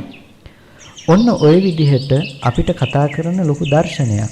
එතකොට අනිත්‍ය දුක්ඛ අනාත්ම කියලා කාරණා තුනක්. අනිත්‍ය කියලා කිව්වේ ඔය කතා කරපු ස්කන්ධ ටිකට කිව්වා පෙර නොතිබීම හටගෙන ඉතුරු නැතුව නැති වෙන බවට කිව්වා අනිත්‍ය කියලා. දුක කියලා කිව්වා දුක්ඛ ආර්ය සත්‍ය කියපු තැනට. ඔය ස්කන්ධ ටිකම තමයි දුක්ඛ සත්‍ය උනේ. දුක්ඛ කියලා කිව්වේ දුක්ඛ ආර්ය සත්‍ය අර්ථයෙන් මිසක වෙනත් තැනකින් නෙමෙයි. අනිත්‍ය දුක්ඛ අනාත්ම කියන තැන කතා කළේ ත්‍රිලක්ෂණයේ පැත්තෙන්. ත්‍රිලක්ෂණය කියන දේ කිව්වේ ස්කන්ධ ටිකේ පැවැත්ම. දැන් බුදුරජාණන් වහන්සේ ඔකට දේශනා කරනවා යද නිච්ඡං තං දුක්ඛං යන් දුක්ඛං තදනත්තා. යමක් අනිත්‍ය නම් ඒක දුකයි, ඒ වගේම යමක් දුක නම් ඒක අනාත්මයි. දැන් ඕක අද ලෝකේ පොඩි වැරදි අර්ථකථනයක් තුළ වැරදීමකින් ගන්නවා. අනිත්‍ය නිසා දුකයි කියලා. අනිත්‍ය නිසා දුක නෑ කවදාවත්. අනිත්‍ය නිසා දුක එනවනම් හැම මොහොතකම ජීවිතයේ දුකේ පැවැත්ම තියෙන්නේ. අනිත්‍ය නිසා දුක එනවනම් හැම මොහොතකම ජීවිතයේ දුක තියෙන. අනිත්‍ය නිසා දුක කිව්වේ නෑ. යද නිච්ඡං තන් දුක්ඛං යමක් අනිත්‍ය නම් ඒක දුකයි කියලා කිව්වේ. මොකද දැන් ස්කන්ධ ටික හටගෙන නිරුද්ධ වෙනවනේ. ඒ වුණාට දැන් ඔයගොල්ලෝගේ ජීවිතේට දුකක් තියෙනවද? දුකක් නැහනේ. මේ මොහොතේ විඳින කායික දුක, මානසික දුක, කායික දුක ඉඳගෙන ඉන්නකොට නම් ලැබෙන දේ. එතකොට වෙන ඇති වෙන දුකක් ඇත්තේ නැහනේ. එතකොට හැම මොහොතකම අඩුවක් නැතුව පවතින දුකක් ජීවිතයේ ඇත්තේ නැති වෙනවා. රහතන් වහන්සේට දුකෙන් මිදීමක් නැති වෙනවා. අනිත්‍ය නිසා දුක එනවා නම් ජීවිතේට. මොකද ස්කන්ධ ටිකක් හටගෙන නිරුද්ධ වෙනකොටම දුක ඇවිල්ලා ඉවර වෙනවා. නමුත් එහෙම දුක එන්නේ නැහැ. යද නිච්ඡං තන් දුක්ඛං යමක් අනිත්‍ය නම් ඒක දුකයි. මේ වටාපත අනිත්‍ය කියන දේ නම් වටාපත කියන තැනින් ගන්න එපා. මේ කියන්නේ ස්කන්ධ ටික කියන එක. ඔය ස්කන්ධ ටික අනිත්‍ය නම් අනිත්‍ය වෙන ස්වභාවයෙන් යුක්ත නම් ඔය ස්කන්ධ ටිකම තමයි දුක්ඛ වූ ස්වභාවයෙන් යුක්තත්. දුක්ඛ ආර්ය සත්‍ය කියපු තැන. ඒ දුක්ඛ ආර්ය සත්‍ය කයට දැනෙන්නෙත් නැහැ හිතට දැනෙන්නෙත් නැහැ. ඒ කයට නොදැනෙන හිතට නොදැනෙන මට්ටමින් දුක්ඛ ආර්ය සත්‍ය කියලා කිව්වා මොකද ලෝකයා දුක හදා ගන්න නිසා උතන. ඔය ස්කන්ධ ටික තුල වටාපත හදාගෙන ලෝකයා දුක හදා ගන්න නිසා තමයි ඔකට කිව්වේ දුක්ඛ ආර්ය සත්‍ය කියලා. දුක්ඛ ආර්ය සත්‍ය තුල දුක හදාගන්න එක කෙනකෙනාට අයිති දෙයක්. දුක්ඛ ආර්ය සත්‍ය තුල දුක හදාගන්න එක කෙනකෙනාට අයිති දෙයක්. ඔගොල්ලෝ කාටත් පුළුවන් මේ වටාපත ගැන කැමති විදිහට දුක හදාගන්න. කෙනකෙනාගේ මට්ටම මත. මේ වටාපත කැඩිලා බිඳිලා යනකොට දැන් ඕගොල්ලන්ට දුක එනවා එක එක්කෙනාට විවිධ මට්ටම් වලින්. අපි කිව්වොත් අපි අර අම්මගේ උදාහරණය ගත්තනේ පොඩි ආමතුරු කෙනෙක්ගේ තාත්තා නැති වුණු උදාහරණය ගත්තනේ. ඒ තාත්තා නැති වෙනකොට දැන් කෙනකෙනා වින්දේ කෙනකෙනාගේ මට්ටම් වලින් දුක වින්දේ. ඒ දුක හදාගන්න එක කෙනකෙනාට අයිති දෙයක්. නමුත් දුක්ඛ සත්‍ය කියලා කිව්වේ ඔය තාත්තා හම්බෙන මානසික මට්ටම පැත්තෙන් ස්කන්ධ ටික තමයි දුක්ඛ සත්‍ය උනේ. දුක්ඛ සත්‍ය ඇති තැනක කෙනකෙනාගේ ප්‍රමාණය මත දුක හදාගන්න පුළුවන්. දුක්ඛ සත්‍යයි දුකයි කියන්නේ දෙකක් කිව්වේ ඒකයි. දුක්ඛ සත්‍ය තමයි පවතින යථාර්ථය. ලෝකයට තමන්ගේ හැකියාව මත පුළුවන්කම තියෙනවා. මම මෙහෙම කිව්වොත් සීනි තේකොළ උණු වතුර ටිකක් තියෙනවා. සීනි තේකොළ උණු වතුර ටික කියන එක තේද? සීනි ටික තේක නෙමෙයි. උණු වතුර ටික තේක නෙමෙයි. තේකොළ ටික තේක නෙමෙයි. දැන් මෙන්න මේ තේ නොඋණු සීනි තේකොළ උණු වතුර ටික ඇති තැනක අපිට තේ හදාගෙන බොන්න බෑද? පුළුවන්. අපි හදාගත්ත තේක සීනිද? නෑ. උණු වතුරද? නෑ. තේකොළ ටිකක් නෙමෙයි. මේ එකක්වත් නොවන තැනක අපි තේක හදාගෙන තේක රස විඳිනවා. තේක බොනවා. අන්න ඒ වගේ හේතු ටික වගේ දකින්න ස්කන්ධ ටික නැතිනම් දුක්ඛ ආර්ය සත්‍යය. ওই දුක්ඛ ආර්ය සත්‍ය ඇති තැනක අපි තේක හදා ගන්නවා වගේ අපි දුක හදා ගන්නවා. දුක හදා ගන්න පුළුවන් කැමති විදිහට. අපි තේක හදා ගන්න පුළුවන් කහට ඕනේ නම් වැඩිපුර කහට අඩුවෙන් ඕනේ නම් අඩුවෙන්. සීනි වැඩිපුර ඕනේ නම් එහෙමයි සීනි අඩුවෙන් ඕන නම් එහෙම කැමති විදිහට තේ හදා ගන්න පුළුවන්. ඒ වගේ දුක්ඛ ආර්ය සත්‍ය හැබැයි හේතු ටික එකයි. හේතු ටික ඇති තැනක අපිට පුළුවන් දුක අපේ ප්‍රමාණයට හදා ගන්න. අපි කොයිතරමටද ඒ දේ වැඩි කරගෙන තියෙන්නේ කියන එක මත අපිට දුක එනවා. අකමැත්ත වැඩි කරගෙන තිබ්බොත් අකමැති නිසා දුක එනවා. කැමැත්ත වැඩි කරගෙන තිබ්බොත් කැමැති දේ වෙනස් වෙනකොට එන දුක එනවා. දැන් දුක හදාගන්න පැත්ත අපිට බාරයි. ඒ නිසා බුදුරජාණන් වහන්සේ අපිට දේශනා කරපු දේ තමයි ඔය තේක හදන්න එපා කියන එක. ඔය හේතු ටික ඇති තැනක දුක්ඛ සත්‍ය ඇති තැනක තේක නොහද ඉන්න. ඔබට තේකක් හදාගෙන දුක් විඳින්න ඕනේ නැහැ. තේක නොහද හිටියනම් වැඩේ ඉවරයි. අපිට තේ හදාගත්ත තේක බීලා මේකේ ඇලෙන්නේ නැහැ මේකේ ගැටෙන්නේ නැහැ කියලා ඉන්න තැනක් නෙමෙයි දේශනා කළේ. තේකම නොහද ඉන්න තැනක් ගැන කතා කළේ. ඒ වගේ ස්කන්ධ ටික ඇති තැනක අපිට පෙන්නවා ස්කන්ධ ටික පුරාණ කර්ම ප්‍රත්‍යයෙන් හදාගත්ත ටික අයින් කරන්න බෑ. ඒ ස්කන්ධ ටික පවතී. හැබැයි අලුතෙන් හදාගන්න ටික නැති කරන්න පුළුවන්. තේක නැති කරන්න පුළුවන්කම තියෙනවා. එහෙනම් තේක නොහද ඉන්න. ඔය අම්මා නොහට ගන්න බවට පත් කරන්න. ඔය වටාපත නොහට ගන්න බවට පත් කරන්න. එකකින් වරදවා ගන්න එපා. මේ කිව්වේ අම්මා නොහට ගන්න බවට පත් කරන්න කියලා. ඕගොල්ලෝ එළියේ තියෙන රූපෙට කවදාවත් අම්මා කියන්නේ නැහැ කියලා නෙමෙයි. එතන නුවණින් ජීවත් වෙනවා. ඇහැ ඉදිරි පිටට ඒ රූපේ එනකොටම ඕගොල්ලෝ දන්නවා කවදාවත් එළියෙන් අම්මා ආවේ නැහැ. තමන්ගේ හිත පැත්තටමයි අම්මා කියාගත්තේ කියන නුවණින් ඇසුරු කරනවා. ඇසුරු කරනකොටම ඕගොල්ලෝ ඒ නුවණ නිසා එළියේ රූපෙට බැඳෙන්නේ නැහැ. ඇයි? ඒ රූපේ ඉතුරු නැතුව නැති වෙන දේ හැටියට අවබෝධ කරගෙන තියෙන නිසා. ඒ රූපේ යථා ස්වභාවය දැක්ක නිසා රූපස්කන්ධයට අම්මා කියන රූප උපාදානස්කන්ධය ගැට ගැහුවේ නැහැ. ඇහැ බින්දින පැත්තෙන් ආපු වේදනාවට අම්මව විඳින වේදනා උපාදානස්කන්ධය ගැට ගැහුවේ නැහැ. අම්මව ගැන හඳුනපු සංඥා ස්කන්ධයට මේ පැත්තේ හැදුණු අම්මව හඳුනන ස්කන්ධ ටික ගැට ගැහුවේ නැහැ. කොටින්ම අම්මා කියන බව දැක්කේ නැහැ එළියේ ජීවත් වෙන දේ හැටියට.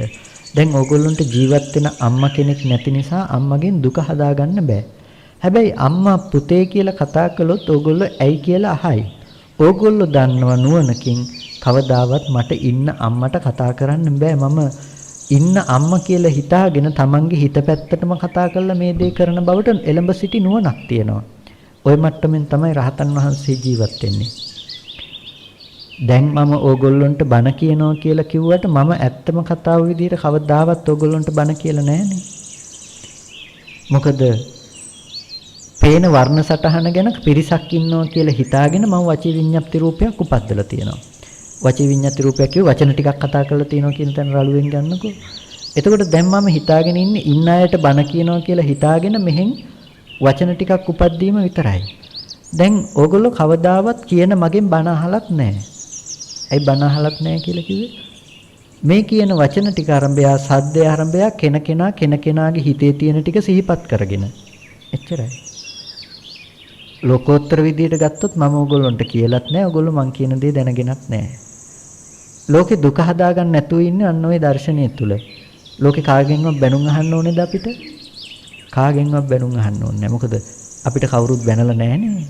අපි බැනුම අපි තුල හදාගන්න නැත්නම් ලෝකේ කාටද බැනුම් අපිට බනින්න පුළුවන්. අපි එදා කිව්වා පාලි වාක්‍යයක් මං කියාගෙන ගියොත් ඕගොල්ලෝ හිතයි මම සූත්‍රයක් කිව්වා කියලා සාදු සාදු කියලා කියයි. හැබැයි මං පාලියෙන් ඕගොල්ලන්ට හොඳට බැනලා තියෙන්නේ. දැන් කිසි ප්‍රශ්නයක් නැහැ. හැබැයි ඒ ටිකම සිංහලෙන් කිව්වොත් දැන් තේරෙනවා. දැන් දුක හැදෙනවා. එතකොට දැන් දුක ආවේ වචනෙන්ද එහෙම නැත්නම් වචනේ තේරුම් ගන්න කෙනකෙනාගේ හිතෙන්ද? කෙනකෙනාගේ හිතෙන්. නෑ වචනෙන් නෙමෙයි අපිට දුක ආවේ. එහෙනම් තව කෙනෙක් නෙමෙයි අපිට දුක දුන්නේ. එහෙනම් අපි තුල තමයි හැමදාම ඔය හදා ගැනීම තිබුණේ. අන්න ඔය තේක හදාගන්න නැත්නම් අපි දන්නවනම් ශබ්දයේ ශබ්ද මාත්‍රයෙන් ඉවරයි කියලා. ඒ දර්ශනය තමයි අපි ඇති කරගත යුතු වෙන දර්ශනය. කොටින්ම කිව්වොත් අපි සද්දෙට රූපයයිති රූපෙට සද්දයයිති කියන මනසෙන් දුර වෙලා. අද අපිට කපුටට සද්ද තියෙනවා සද්දට කපුටෙක් ඉන්නවා. ඇත්තම යථාර්ථය සද්දෙට කපුටෙක් නැහැ කපුටට සද්දෙත් නැහැ. එහෙමනේ. ඇත්තම යථාර්ථය සද්දෙට කපුටෙක් නැහැ කපුටට සද්දෙත් නැහැ. ලෝක දර්ශනය අනුව ගත්තොත් නම් ගුටි කන්න වෙන සිද්ධියක්. එතකොට නමුත් ඇත්තටම ජීවිතයේ තියෙන යථාර්ථය තමයි ওই කාරණාව. ජීවිතේ දුක නැති කරගන්න ඕනේ නම් අද දවසේ ඉඳලම සසර දුකත් නැති කරගන්න ඕනේ නම් අපිට තියෙන එකම දේ තමයි ඔය ඇත්ත අවබෝධ කරගෙන ජීවත් වෙන එක. ඔය ඇත්ත අපේ ජීවිතයට යොදා ගන්න එක. ඔය ඇත්ත යොදා ගන්න අවශ්‍ය නිසා තමයි සතර සතිපට්ඨාන ඉඳලා අපිට දේශනා කළේ. සතර සතිපට්ඨාන ඉඳලා අපිට දේශනා කරනකොට එකපාරම අපිට කිව්වේ නෑ ඔය ස්කන්ධයන්ගේ උදේවැය බලන තැනට යනකම් මනස ගන්න කියලා. ස්කන්ධයන්ගේ උදේවැය බලන තැනට යනකම් අපේ මනස එකපාර ගන්න පුළුවන්කම නැත්තේ නෑ. ඒ නිසා ලෝකේ තියනවා කියලා හිතාගෙන ඉන්න අද අපි දන්න මට්ටමේ ඉඳලා අපිට පෙන්නවා ඇත්ත අවබෝධ කරගෙන යන්න ක්‍රමයක්. අද අපි හිතාගෙන ඉන්නවා මම ඉන්නවා එළියේ තව කෙනෙක් ඉන්නවා කියලා. ඉස්සෙල්ලම බුදුරජාණන් වහන්සේ පෙන්වුවේ අන්න ඔය ඝන සංඥාව දුරු කරන විදිහට. ඔය තියෙන ඝන සංඥාව පුද්ගල සංඥාව දුරු වෙන විදිහට. ඒ නිසා අපිට කිව්වා කායේ කායानुපස්සී විහෙරති. කායේ කායानुව බලමින් වාසය කරන්න. කයේ කයano බලමින් වාසය කරනකොට එයාට මේ ඝන පුද්ගල සංඥාව දුරු වෙයි. ඒ කියන්නේ කෙස්ලොම් නියද සම්මස්නාහර කියලා දැන් දකිනවා නම් අපි හොඳට ආධ්‍යාත්මිකව අපි දකිනවා නම් කෙස් කියලා ස්වභාවයක්. හොඳට දකින්න කෙස් කියන ටිකේ සත්‍යයේ පුද්ගලයෙක් කියලා ගන්න දෙයක් නැති බව. ඒ වගේම බහිද්ධාවා කායේ කායानुපස්සී විහෙරති. බාහිර රූපෙත් අරගෙන බලන්න හොඳට කෙස් කියන ස්වභාවය තුල සත්‍යයේ පුද්ගලයෙක් ඉන්නවද කියලා. කෙස් කියන ආධ්‍යාත්මික දේත් බාහිර දේත් කවදාවත් සත්‍යයක් පුද්ගලයෙක් ඇත්තේ නැහැ. කෙස් කියන ස්වභාවය තුල කෙනෙක් ඇත්තේ නැහැ. මේ තුල ආධ්‍යාත්මික බාහිර ભેදයක් නැහැනේ. කෙස් කියන එක තුල ආධ්‍යාත්මිකද බාහිරද කියන ભેදයක් ඇත්තේ නැහැ. ආධ්‍යාත්මික බාහිර ભેදයක් තියාගෙන ඉන්නේ රූපේ මම කරගත්ත කමනේ. දැන් මේ රූපය කියන තෙන් ඔබට නුවණ පවත්නකොට කෙස් ගහක් ගලවලා ගත්තාම ওই කෙස් ගහත් තව කෙස් කියන බවකිනුත් අපිට මම කියන දේ පණවන්න පුළුවන්ද? ඔය කෙස් කියන එකේ මමත් නැහැ, තව කෙනෙකුත් නැහැ. අනාත්ම ලක්ෂණයක් තිබුණේ. ওই විදිහට කොටසින් කොටස බැලුවොත් අපිට පුද්ගල බවක් නැති නුවණක් එනවනේ. සත්‍යයක් නොවන පුද්ගලයෙක් නොවන කොටස් ටිකක් අපි ඇසුරු කරන්න කියන තැනකින්. කොටින්ම කියනවා නම් අපිට බාහිර තියෙන දර කැබල්ලක ගහකත් මේ කයෙත් වෙනසක් නොවෙන්න ඕනේ. වෙනසක් නොවෙන්න ඕනේ කිව්වේ නුවණින්. අපිට නුවණක් පවතිනවා. යාච මේ අජ්ජත්තිකාච පටවි ධාතු, බාහිරාච පටවි ධාතු, පටවි ධාතු රේවේසම්. යම් ආධ්‍යාත්මික පටවි ධාතුවක් තියෙනවා නම් බාහිර පටවි ධාතුවක් තියෙනවා නම් පටවි ධාතුව සමානයි කිව්වේ. තදගතිය කියන එක සමානයිනේ ආධ්‍යාත්මික බාහිර ભેදයක් නැතුව. ඒ වගේම කෙස් කියන එක සමානයි ආධ්‍යාත්මික බාහිර ભેදයක් නැතුව. එතකොට මේ දෙකම සමානතාවයකින් එයාට හසු වෙනව කිසිම මම හෝ තව කෙනෙක් කියන දෙයක් නෙමෙයි. අනාත්ම වූ ධර්මතා ටිකක පැවැත්මක්. බත්පාන් කවුපුමුන් ඇටනම් කෑවේ හැදුනි කෙස්ලොම් නියද සම්මස්නහර ඇට මිදුළු ටිකක් නම් ඔය එකක්වත් මගේ බත්පාන් කියලා වෙනම තිබුණේ නැහැ. තව කෙනෙකුගේ බත්පාන් කවුපුමුන් ඇට කියලා වෙනම තිබුණේ නැහැ. අනාත්ම වුණ හේතු ටිකක් ඇති තැනක අනාත්ම වුණ ධර්මතා ටිකක් හැදුනා. සත්පුද්ගල වශයෙන් පණවන්න දෙයක් නැති ධර්මතා ටිකක්. එහෙනම් මේ වගේ අනාත්ම ධර්මතා ටිකක් ඇති තැනක මම කොහොමද ආත්ම සංඥාවක් හදාගත්තේ? ඊට පස්සේ එයා බලනවා මේ වගේ කෙස් ටික අනාත්ම නම් ලොම් ටික හැම මස් නහර ඇට මිදුළු හදවත් වගුවඩුවක් මේ කොටස් ඔක්කොම සත්පුද්ගල භාවයකින් පණවන්න බෑ නම් එහෙනම් මම කොතනද සත්පුද්ගල බව හදාගත්තේ? එයා බලනවා දැන් හොඳට කොහොමද සමුදය ධම්මානුපස්සීවා. සමුදය බලනවා. මොකේද සමුදය බලන්නේ? දැන් මේ කොටස් ටිකක් ඇති තැනක මම පුද්ගලයා හදාගත්තේ කොහොමද කියලා. මේ අනාත්ම කොටස් ටික ඇති තැනක මම පුද්ගලයා හදාගත්තේ කොහොමද? එයාට පේනවා මේ ඇහැ රූප දෙක ඇති තැනක මම මෙන්න මේ දෙක පිරිසිදු නොදන්න කම නිසා, ඉතුරු නැතුව නැති වුණු බව නොදන්න කම නිසා මම පුද්ගලයෙක් කියලා මෙතන කල්පනා කළා.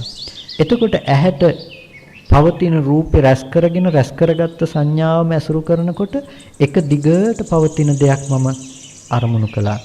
දැන් ඕගොල්ලන්ට හෙට දවසේ මාව දැක්කොත් හෙට දවසේ ඕගොල්ලන්ට කියන්න පුළුවන් ඊයේ බණ කියපු හාමුදුරු මේ ඉන්නවා. දැන් එක දිගට ජීවත් වුණ කෙනෙක් ඊයේ බණ කියපු හාමුදුරු තමයි මේ ඉන්නේ. ඒතකොට ඊයේ ඉඳලා මම ජීවත් වෙලා තියෙනවා. ඒ වගේම ඊයේ ඉඳලා මම ජීවත් වුණා නම් මාව දැකපු ඔබත් ඊයේ ඉඳලා ජීවත් වෙලා තියෙනවා.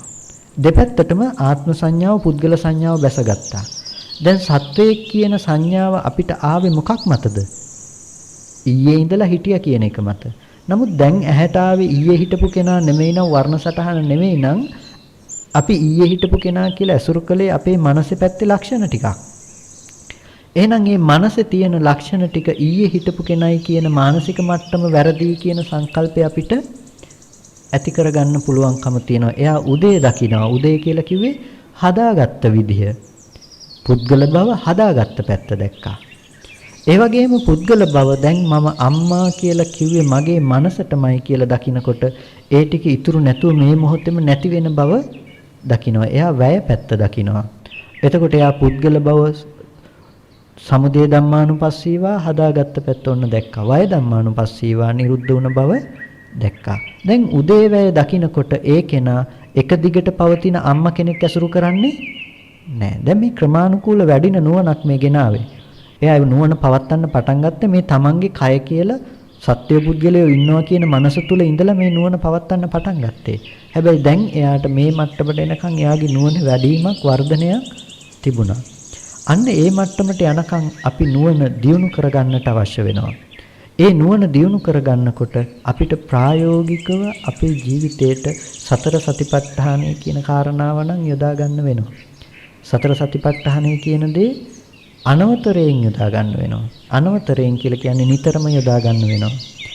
එදා සවැත් නුවර හිටපු කෝටි 7න් කෝටි 5 කාර්ය ශ්‍රාවකයෝ කියලා කියනකොට කියන්නේ එයා ලිඳක් ළඟට ගියත් ඔබ වඩන සතිපට්ඨානය මොකද්ද කියලා අහන්නේ. එතකොට අපි දන්නවා ලිඳ ළඟට යනවා කියන එක එදිනෙදා දේවල් කතා කරන තැන. එතනදී සතිපට්ඨානේ වඩනවා නම් තනියෙන් ඉන්න වෙලාව ගැන ආය අහන්න ඕනේ නෑ. ඒ වෙලාවට කොහොමද සතිපට්ඨානෙන් තමයි වාසය කළේ. ඉතින් ඊතුරු කෝටි දෙකත් ආර්ය ශ්‍රාවකයෝ නොවුන එකයි තියෙන පුදුමය. ඒ වගේම අපි ආර්ය ශ්‍රාවකයෝ නොවන එක වෙන පුදුම වෙන්න දෙයක්වත් නෑ. මොකද ඒ තරම් සතිපට්ඨානේ වඩන්නේ නැතිකම නිසා. ඒ නිසා අද අපිට නුවණ පවත්වන්න වෙනවා කොහෙද සතර සතිපට්ඨානේ අනවතර නුවණක් අනවතර සිහියක්. ඔය සිහිය නුවණ වඩනකොට තමයි අර නුවණ උපදින්නේ. ඒ නුවණට තමයි ආශ්‍රවයක් ෂේ වෙන්නේ. ඔගොල්ලෝ බලාපොරොත්තු වෙන්න එපා මම කෙස් ගැන හිතපු ගමන් මට මේ සත්‍ය අවබෝධ වෙයි කියලා. ඔකට කියනවා මානසිකාරය කියලා. ඔය මානසිකාරයේ නුවණ නෙමෙයි. ඔය මානසිකාරය සමතේ වඩන දෙයක්. මෙනෙහි කරන ඕගොල්ලෝ දෙයක් ගැන. ওই මානසිකාරයේ තුල තමයි නුවණ උපදින්නේ. ওই මානසිකාරයේ තුල උපදින නුවණ මානසිකාරය නෙමෙයි. මානසිකාරයේ නුවණ නෙමෙයි, නුවණ මානසිකාරයේ නෙමෙයි. හැබැයි මානසිකාරයේ නැතුව නුවණ උපදින්නේ නැහැ. එහෙනම් ඔයගොල්ලෝ මානසිකාරයේ වඩනවා. මානසිකාරය කියලා කියන්නේ මෙනෙහි කරනවා. මේ අනාත්ම ලක්ෂණයේ පැත්තට මෙනෙහි කරනවා. මෙනෙහි කරනකොට ඔයගොල්ලන්ට නුවණක් ඇති වෙනවා. ඇත්තටම මෙතන තියෙන්නේ මෙන්න මේ වගේ ධර්මතා ටිකක් ඇති තැන හදාගත්ත ලෝකයක් නේද විඳින්නේ කියලා නුවණක් ඇති වෙනවා. සාමාන්‍යයෙන් ඔයගොල්ලෝ මේ කාරණාවත් එක්ක ජීවත් වෙනවා නම් අහලා පුරුදු කෙනෙක් නම් සමහර විට මේ ටික අහගෙන ඉන්නකොටම මේ අනාත්ම ලක්ෂණය ප්‍රකට වෙන්න ගන්නවා. අනාත්ම ලක්ෂණය ප්‍රකට වෙන්න ගන්නකොට අපේ තියෙන ප්‍රශ්නේ තමයි අපි ඔය සංඥාව මෙතනින් අතහරින එක. ඔය නුවණ මෙතනින් අතහරිනවා. අතහැරලා අපි ආයෙත් මානසිකාරයේ වඩන මට්ටමටම වැටෙනවා. භාවනා කරගෙන යනකොට අපිට තේරෙනවා ඇත්තටම මේ වැරදි තැනක වැරදි පංච උපාදානස්කන්ධයක් හදාගෙන ජීවත් වෙන්න කියන මට්ටම අවබෝධ වෙනවා. තේරෙනවා නුවණක් විදිහට. හැබැයි නුවණ වඩන්නේ නැතුව අපි ඒක එතනම අතහැරලා ආපහු ඇහැට පේන රූපේ ඉඳලා මුල ඉඳලා කන බොන ආහාර ප්‍රත්‍යයෙන් මෙහෙම කියලා ආයෙත් හිතන්න ගන්නවා. ඇත්තටම වෙන්න ඕනේ නැවත නැවත හිතන එක නෙමෙයි. ඊට වඩා වෙන්න ඕනේ දේ තමයි අර ඉපදුණු නුවණ පාවිච්චි කරන එක. අපි මහන්සියෙන් උපද්දගත්තනේ යම් නුවණක්. ඒ නුවණ පාවිච්චි කරන්න ඕනේ. අර වතුර ටිකක් බිව්වහම මුහුදම ලුණු රසයි කියලා වතුර ලුණු රසයි කියලා දැනුමක් නුවණක් ආවනේ. ඒ නුවණින් අපි මුළු මුහුද දිහාම බලන්න ගත්තනේ මුළු මුහුදෙම වතුර ලුණු රසයි කියලා. අන්න ඒ වගේම ඕගොල්ලොන්ට බලන්න සිද්ධ වෙනවා ප්‍රායෝගිකව. මේ රූපේ අනාත්ම ලක්ෂණේ ප්‍රකට වුණා නම් එක ක්ෂණයකට එක නුවණක් ආවනම් ඒ නුවණ භාවිත කරන්න ඊට පස්සේ නුවණ ඉපදුන කියන තැන මම කතා කරන්නේ ඔගොල්ලෝ අර gedarat විදර්ශනා කරනවා දරුවත් විදර්ශනා කරනවා කියලා එක එක ගැන විදර්ශනා කරන දේ නෙමෙයි සමස්තයක් විදිහට ඇති වෙන නුවණක් ගැන රූපස්කන්ධය ගැන මුළු සමස්තයක් විදිහටම නුවණයි ඔයගොල්ලන්ට රූපස්කන්ධයේ ඇති තැනක රූපස්කන්ධයේ සත්පුද්ගල දෙයක් නොවුණු තැනක සත්පුද්ගල බව හදාගෙන විඳින්නේ මේ පැත්තෙන් කියන කාරණාව ගැන නුවණයි. ඒ නුවණ තුල ඕගොල්ලන්ට ඒක පතිත කරන්න අපහසු නෑ ලෝකේ හැම දෙයක් ගැනම. එතකොට ඕගොල්ලන්ට පේන්න ගන්නවා නිකම්ම මුළු ලෝකෙම Taman තුල හදාගන්න ලක්ෂණය Tamanගේ හිතම විඳින බව Tamanට අවබෝධ වෙනවා. ඒ නුවණම අල්ලගෙන යන්න දිගටම. ඒ නුවණ වඩන්න පටන් ගත්ත කෙනාට තමයි බුදුරජාණන් වහන්සේ එක රැයක් දවාලක් පවා අප වෙන්නේ. මේක හරියට අනවතරයෙන් එක රැයක් දවාලක් ওই නුවණ අල්ලගෙන ඉන්න පුළුවන් වුණොත් ඕගොල්ලන්ට අන්න ඒක ප්‍රත්‍යක්ෂයක් බවට අවබෝධ වෙනවා. Tamanටම තේරෙනවා එක්ෂණිකව යෙදෙන්න ගන්නවා යථාභූත ස්වභාවයක් විදිහටම. ඒ නිසා ජීවිතේ අන්න ওই මට්ටමට හිත තියන්න ওই මට්ටම අනිවාර්යෙන් ජීවිතේ ওই මට්ටම යොදා ගන්න. ඒක අඩු වෙනකොට මානසිකාරයෙන් නැවත පටන් ගන්න. ඔය නුවණ පේන්නේ නැති වෙනකොට නෑ තියනවා කියලා හිතනකොට ආපහු මානසිකාරය කරන්න. ආයෙත් නුවණ උපද්ද ගන්න. උපද්දගත්තු නුවණින් සමස්තයක නැවත පතුරවන්න. පතුරවන්න කියලා කිව්වේ පේන හැම දේ දිහාම පොදුවේ බලන්න. මම මෙහෙම කිව්වොත් අපිට පුළුවන් S2 බොඳ කරලා සමස්තයක් දකින්න පුළුවන්. ඒ වගේම කන්දක් උඩට ගියොත් අපිට මුළු පළාතක් සමස්තයක් දකින්න පුළුවන් එකක් විතරක් දකින්න නැතුව. අන්න ඒ විදිහට මුළු ස්කන්ධ ටික ගැනම රූපස්කන්ධය ගැනම සමස්තයක් විදිහට දකින්න. ස්කන්ධයේ ස්වභාවයත් Taman හිතෙන් හදාගන්නටි හිතම විඳින දේ එළියට දාලා බලන කමත් කියන දෙක දෙපැත්තට කරලා සමස්තයක නුවණ උපද්ද ගන්න. උපද්දගත්ත නුවණ දිගට වඩන්න.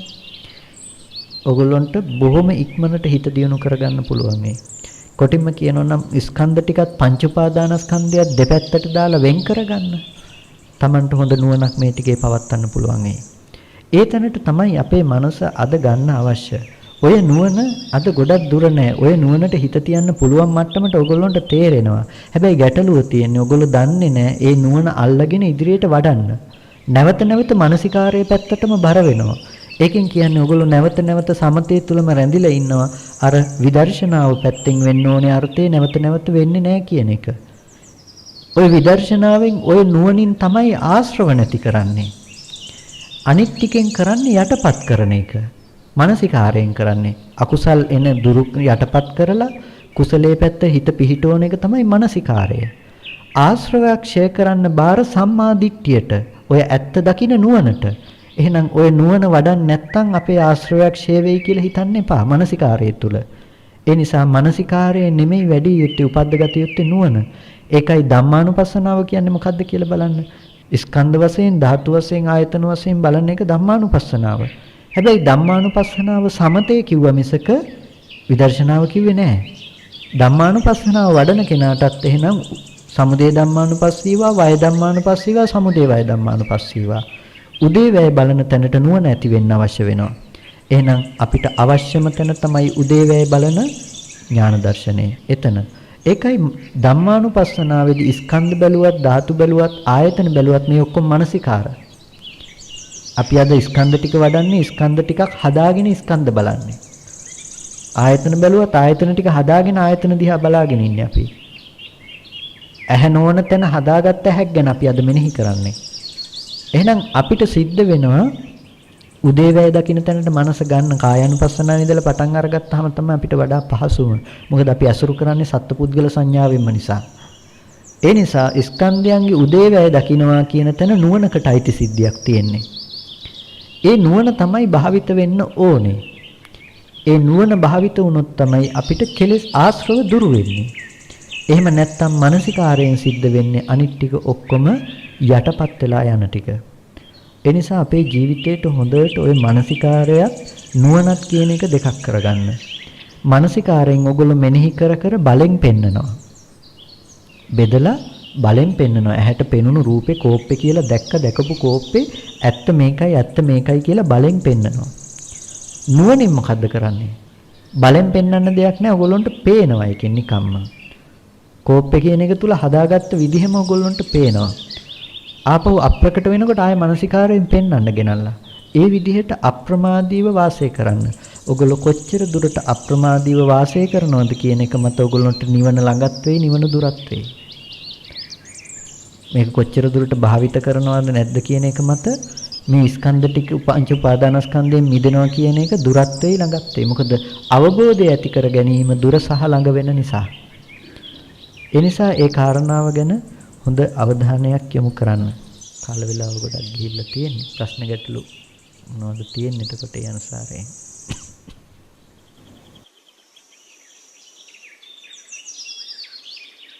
ආමිනාස් අපිට පැහැදිලිව දුන්නේ ගොඩක් වෙලාවට පටිච්චසමුපාදය ගැන කිව්වොත් හරිද?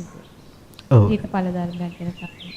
ඇත්තටම පටිච්චසමුපාද පැත්තම තමයි මේ තව පරයයකින් පැහැදිලි කළේ. මොකද ඔක පටිච්චසමුපාද න්‍යායෙන් පැහැදිලි කරන්න ගියොත් ටිකක් මේ ගැඹුරු සහ මට මෙතන දවස් දෙකක් උගන්වන්න වෙන සිද්ධියක් වෙන නිසා. මොකද සාමාන්‍යයෙන් පටිච්චසමුපාදයේ න්‍යායෙන් ඔක පැහැදිලි කරන්න ගියොත් මට ඔයගොල්ලන්ට ඔතන පැහැදිලි කරන්න වෙනවා. අපි සාමාන්‍යයෙන් දන්න පටිච්චසමුපාද න්‍යායට එහා ගිහිල්ලා පටිච්චසමුපාදයේ අපිට පැහැදිලි කරගන්න වෙනවා. දන්න පටිච්චසමුපාදය කියලා කිව්වේ අපි හඳුනන පටිච්චසමුපාදයක් තියෙනවානේ. ඒකට එහා ගිහිල්ලා පටිච්චසමුපාද විභංගයේ පැත්තෙන් අපිට පෙන්වන පටිච්චසමුපාදයේ තියෙන විපාක හිතක පටිච්චසමුපාදයක්, නව කර්මසිතක පටිච්චසමුපාදයක්. එතකොට විපාක හිතක දෙයාකාර පටිච්චසමුපාදයක්, කර්මසිතක දෙයාකාර පටිච්චසමුපාදයක් කියලා වෙනම පෙන්වනවා. එතකොට විපාකෙට නව කර්ම හදාගන්න හැටි ගැන කතා කරන්න ගියාම ওই දෙයාකාර පටිච්චසමුපාදය ගැනම මට කරුණු පෙන්වන්න වෙනවා. එතකොට බොහොම ගැඹුරු මට්ටමකින් කරුණු පැහැදිලි කරන්න වෙනවා. මොකද මම උදාහරණයක් කිව්වොත් දැන් වේදනාපච්චය තණ්හා කියනවා. වේදනාපච්චය තණ්හා කියනකොට අපි සාමාන්‍යයෙන් කතා කරනකොට පටිච්චසමුපාදයේ සූත්‍ර න්‍යාය පැත්තෙන් කතා කරනකොට විඥාන නාම රූප සලආයතන පස්ස වේදනා කියන ටික විපාක හැටියට කියන්නේ. නමුත් පටිච්චසමුපාද විභංගේ මේ වේදනාව විස්තර කරනකොට නව කර්මසිතේදී විස්තර කරනවා සාත සුඛ වේදනාවක් හැටියට මේ වේදනාව. සාත සුඛ කියලා කියන්නේ මේ මිහිරි සැපසහගත වේදනාවක් හැටියට කතා කරනවා.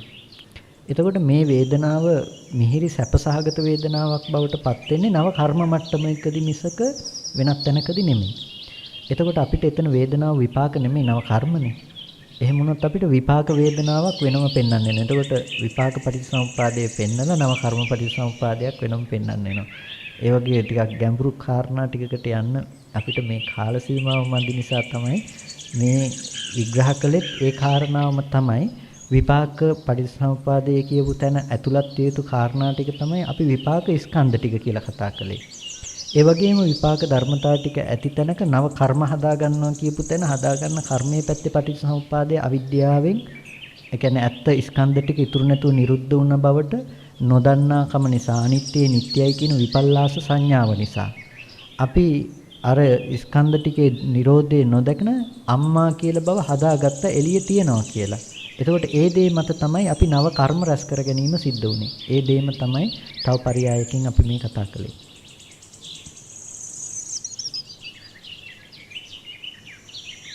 වෙන ප්‍රශ්න ගැටලු නැද්ද? ප්‍රශ්න ගැටලු ඇති වෙන්න තේරුනේ නැද්ද දන්නේ. ටිකක් ගැඹුරුයි තමයි ඒ කාරණා ටික. නමුත් ඇත්තටම තේරුම් ගත යුතු කාරණා ටිකක්. ඒ කියන්නේ සාමාන්‍යයෙන් ওই කාරණා ටික ඊට වැඩිය ටිකක් සරල කරන්න ටිකක් අපහසුයි. මොකද මේ සාමාන්‍යයෙන් දේ තේරුම් ගන්න ලේසියි අපිට. නමුත් එතනින් එහා අපේ සීමාවෙන් එහා ටික තේරුම් ගන්න වෙන්නේ අනුමානයක් විදියට. ඒක නිසා මම කියන්නම් ක්‍රමයක්. සරලව හිතලා බලන්න පස්සේ හරි ගිහිල්ලා ඇයි මෙහෙම කිව්වේ කියලා. කාරණා තුනක් ගැන හොඳට අවබෝධ කරගන්න. කාරණා තුනක් ගැන. පළවෙනි එක හරිම ලේසියි. පළවෙනි එක තමයි අපි රූප බලනවා, ශබ්ද අහනවා, ගඳ සුවඳ විඳිනවා, රස විඳිනවා. හරිම ලේසියි ඒක. ඒකට අපි දන්න මට්ටමනේ. දෙවෙනි කාරණාව ටිකක් එහාට යනවා. අපි කවදාවත් රූප දැකලා නැහැ, ශබ්ද අහලා නැහැ, ගඳ සුවඳ විඳලා නැහැ, රස විඳලා නැහැ, ස්පර්ශ විඳලා නැහැ. ඒ කිව්වේ මොකද්ද කියලා හිතේ. අපි රූප විඳිනවා කියලා අපි දැනගත්තේ අපේ ඇහි මට්ටම. අපි ශබ්ද අහනවා කියලා අපි දැනගත්තේ අපේ කනේ මට්ටම. අපි ගන්ධ විඳිනවා කියලා දැනගත්තේ නාසයේ මට්ටම. අපි රස විඳිනවා කියලා දැනගත්තේ දිවේ මට්ටම. ස්පර්ශ විඳිනවා කියලා දැනගත්තේ කයේ මට්ටම. එතකොට රූප විඳිනවා කියලා දැනගත්තේ ඇහි මට්ටම කියලා කිව්වේ ප්‍රසාදයේ මට්ටම. ප්‍රසාදයේ පෙන්වන විදිහට තමයි අපි රූප දැක්කේ. අපි හිතුවට තියෙන දෙයමයි පේන්නේ කියලා අපිට කියන්න බෑ තියෙන දෙයමයි පේන්නේ කියලා. මොකද පේන්න පුළුවන් එක එක විදිහට. එක්කෙනෙකුට අපි ඔක්කොම සුදුයි කිව්වට අපි ඔක්කොටම පේන්නේ එකම සුදු පාට කියන්න බෑ කවදාවත්. මොකද ওই වයසත් එක්ක වෙනස් වෙන එකත් එක්කම අපේ එක එක්කෙනාගේ ඇහැ වෙනස් වෙනකොට රූපේ පැත්ත වෙනස් වෙනවා. එතකොට රූපෙද වෙනස් වුනේ ඇහැද? අපි දැනගත්තේ ඇහි හැකියාවද රූපේ හැකියාවද? එතකොට අපි දැනගත්තේ ඇහි හැකියාව. අපි විඳේ ඇහැ මිසක රූපය නෙමෙයි. ඔයගොල්ලන්ටම හොඳට මතක ඇති ඕක ඇස් චෙක් කරලා තියෙනවා නම් ඇහැ බලන්න දානවා අයි ඩ්‍රොප්ස් එකක්. අයි ඩ්‍රොප්ස් එක දැම්මහම අපිට සාමාන්‍ය ආලෝකයේ දිහා බලන්නත් අමාරු තරම් දීප්තිමත් ආලෝකයක් අපිට පේනවා. දැන් මම ඇහුවොත් ওই දීප්තිමත් ආලෝකයේද ඇත්තම ඇත්ත සුදු පාට නම් දීප්තිමත් සුදුද ඇත්ත? එහෙම නැතිනම් අර කලින් තිබුණු සුදුද ඇත්ත කියලා ඇහුවොත් අපි කියයි කලින් තිබුණු එක ඇත්ත මේක වැරදි කියලා. හැබැයි අපේ මුළු ජීවිතේම ওই දීප්තිමත් සුදු වෙලා. එකපාරටම අපිට අර මට්ටම ඇති වුණොත් අපි කියයි මගේ ඇහැ පේන්නේ නැතුව ගියා කියලා. අපි දැනගන්නේ ඇහි මට්ටම. දැන් බල්ලෙක් ගත්තොත් ඒ බල්ලට පේන මට්ටම එයාගේ ප්‍රසාද මට්ටමනේ එයා විඳින්නේ කළු සහ සුදු කියන එක. මීමැස්සෙක් ගත්තොත් එයා විඳින්නේ මීවැද්දේ අර කොටු කොටු හැඩේ මට්ටමට එයා විඳිනවා. දෙවියෙක් ගත්තොත් එයාගේ මට්ටමට එයා විඳිනවා. අපි අපේ මට්ටමට විඳිනවා. දැන් මෙතන මල් ටික අපි මේ විදිහට විඳිනකොට මීමැස්සෙක් එයාගේ විදිහට විඳිනකොට දෙවියෙක් ඒ විදිහට විඳිනකොට මට කියන්න හරිම පෙනීම කාටද තියෙන්නේ කියලා. හරිම පෙනීම මීමැස්සට පේන එකද හරි? නෑ. අපිට පේන එකද හරි? නෑ. දෙවියට පේන එකක් නෙමෙයි. මොකද මේක අපි හරි කියනවා වගේම මීමැස්ස කියනවා නෑ නෑ ඕක බොරු මට පේන එකයි හරි කියලා. ඒ වගේම දෙවියෝ කියනවා ඔතන මොකක්වත් නෑ එයාට පේන්නේ නෑ ඔක. එතකොට එයාගේ මට්ටමින් දකිනවා. එයා රළු කරගත්තොත් මේක දකින්න පුළුවන් නේ. හැබැයි එයාගේ සාමාන්‍ය ස්වභාවයෙන් මේක එයාට දකින්න බෑ. මොකද එයා දකින්නේ එයාගේ මට්ටමේ රූප ආයතනයක්. එතකොට දැන් එයාට සාපේක්ෂව මේක බොරු. අපිට සාපේක්ෂව ඇත්ත මීමැස්සට සාපේක්ෂව මේක බොරු අපිට පේන එක. එතකොට අපිට කියන්න බෑ මේකමයි ඇත්ත කියලා. එහෙනම් අපි දැනගෙන තියෙන අපේ ප්‍රසාදේ මට්ටම. ඒකයි කර්මයක් කළොත් මේ මොහොතේ දිට්ඨ ධම්ම වේදනීයව කරන්න පුළුවන් එකම දේ තමයි ප්‍රසාදේ වෙනස් කරන එක. ජීවමාන පෙරේත එක් කරන්න පුළුවන්. ප්‍රසාදේ වෙනස් කළොත් ලොකු කර්මයක් කරනකොට අකුසල කර්මයක් කරනකොට මට මතක නැහැ කුක්කුට මිත්ත කතාවේ දෙන්නේ. කතාව කියන්නේ පැටව ලැබෙන්නේ ඉන්න මුව දෙනක් මරලා පුච්චගෙන කාපු වැද්දට ඒ කර්මේ බලවත් බව මත ඒ මොහොතේම ප්‍රසාද ටික වෙනස් වෙනවා. මහා පිපාසයක් දැනෙනවා. පිපාසය දැනෙලා පන්සලට ඇවිල්ලා බලනවා වතුර කලවල වතුර බිඳක් නැහැ. හාමුදුරුවන්ට බයිනෝ දොස් කියනවා මේ ශ්‍රමණයෝ හිටියට කල එක වතුර ටිකක්වත් තියන්නේ නැහැ කියලා. හාමුදුරු කියනවා පින්නත් ඔය කලේ වතුර පිරීලා තියෙන්නේ පේන්නේ නැද්ද? එයාට පේන්නේ නැහැ වතුර, අහුවෙන්නේ නැහැ වතුර, දැනෙන්නේ නැහැ වතුර. ඇයි මේ ජීවත් වෙනවා කියන තැනදීම ප්‍රසාද වෙනස් වෙලා ජීවමාන පෙරේත් එක් වෙලා. පස්සේ මහාන වෙලා රහත් වෙන මට්ටමටපත් වෙනවා. ඒ වගේ ප්‍රසාදේ වෙනස් කරන්න පුළුවන්කම තියෙනවා කර්ම ශක්තියටත්. ඒ නිසා හැම වෙලාවකදීම අපේ ප්‍රසාද මට්ටම වෙනස් වීමේ හැකියාව තියෙනවා. අකුසල් බර වෙන්න අපේ ප්‍රසාද මට්ටම වෙනස් වෙනවා. මොකවන්නෝ විපස්සීදති කියලා කියන්නේ අපේ රූප කලාප වෙනස් වෙන නිසානේ හිතට අනුව භාවනා කරනකොට. එතකොට හැම වෙලාවකදීම ඇහැ පැත්ත අපි දැනගෙන තියෙන්නේ. ඔය දෙවෙනි අදියර අපි කතා කළේ. අපි දැක්කේ රූපේ නෙමෙයි, අපි දැක්කේ ඇහැ පෙන්නන මට්ටම. අපි දැක්කේ ලෝකේ තියෙන ඔක්කොම ශබ්ද අපිට ඇහෙන්නේ නෑ. අමනුෂ්‍යයෝ කතා කරන නැතිනම් දෙවියෝ බ්‍රහ්මයෝ කතා කරන සාකච්ඡා අපිට ඇහෙන්නේ නෑ. මේ මට්ටමේ අපිට ඇහෙනවා. ඒ වගේම ඊට වඩා මහ විශාල මේ පෘථිවි භ්‍රමණාදී ශබ්ද තියෙනවා නම් අපිට ඒව ඇහෙන්නේ නෑ. ඒ මට්ටම ගෝචර වෙන්නේ අපි කිව්වොත් විද්‍යාත්මකව ගත්තොත් හර්ට්ස් ගානක් තියෙනවනේ අපිට ඇහෙන. එතකොට ඒ මට්ටමේ විඳින්න පුළුවන් කනේ මට්ටමට තමයි අපි විඳින්නේ. එතකොට දිවත් එහෙමයි. අපි අර කියන්නේ උදාහරණයකට හාමුදුරු කෙනෙක් ලුණු සහිත කැඳ එකක් බිව්වා. අපේ සේනාසනික හාමුදුරු කෙනෙකුට එක රෝගයක් නැතිනම් පිළිකාවක් නිසා රස දැනෙන්නේ නැහැ. ඉතින් ලුණු කැඳ එකක් හදාගෙන බොනකොට තව හාමුදුරු කෙනෙකුත් මේ කැඳ එක අරගෙන වුණ කටේ තියන්න බෑ ලුණු. දැන් අර හාමුදුරන්ට කිසි ප්‍රශ්නයක් නැහැ. දැන් මේ හාමුදුරන්ට ප්‍රශ්නේ. දැන් ප්‍රශ්නේ තිබුණේ කැඳ එකේද?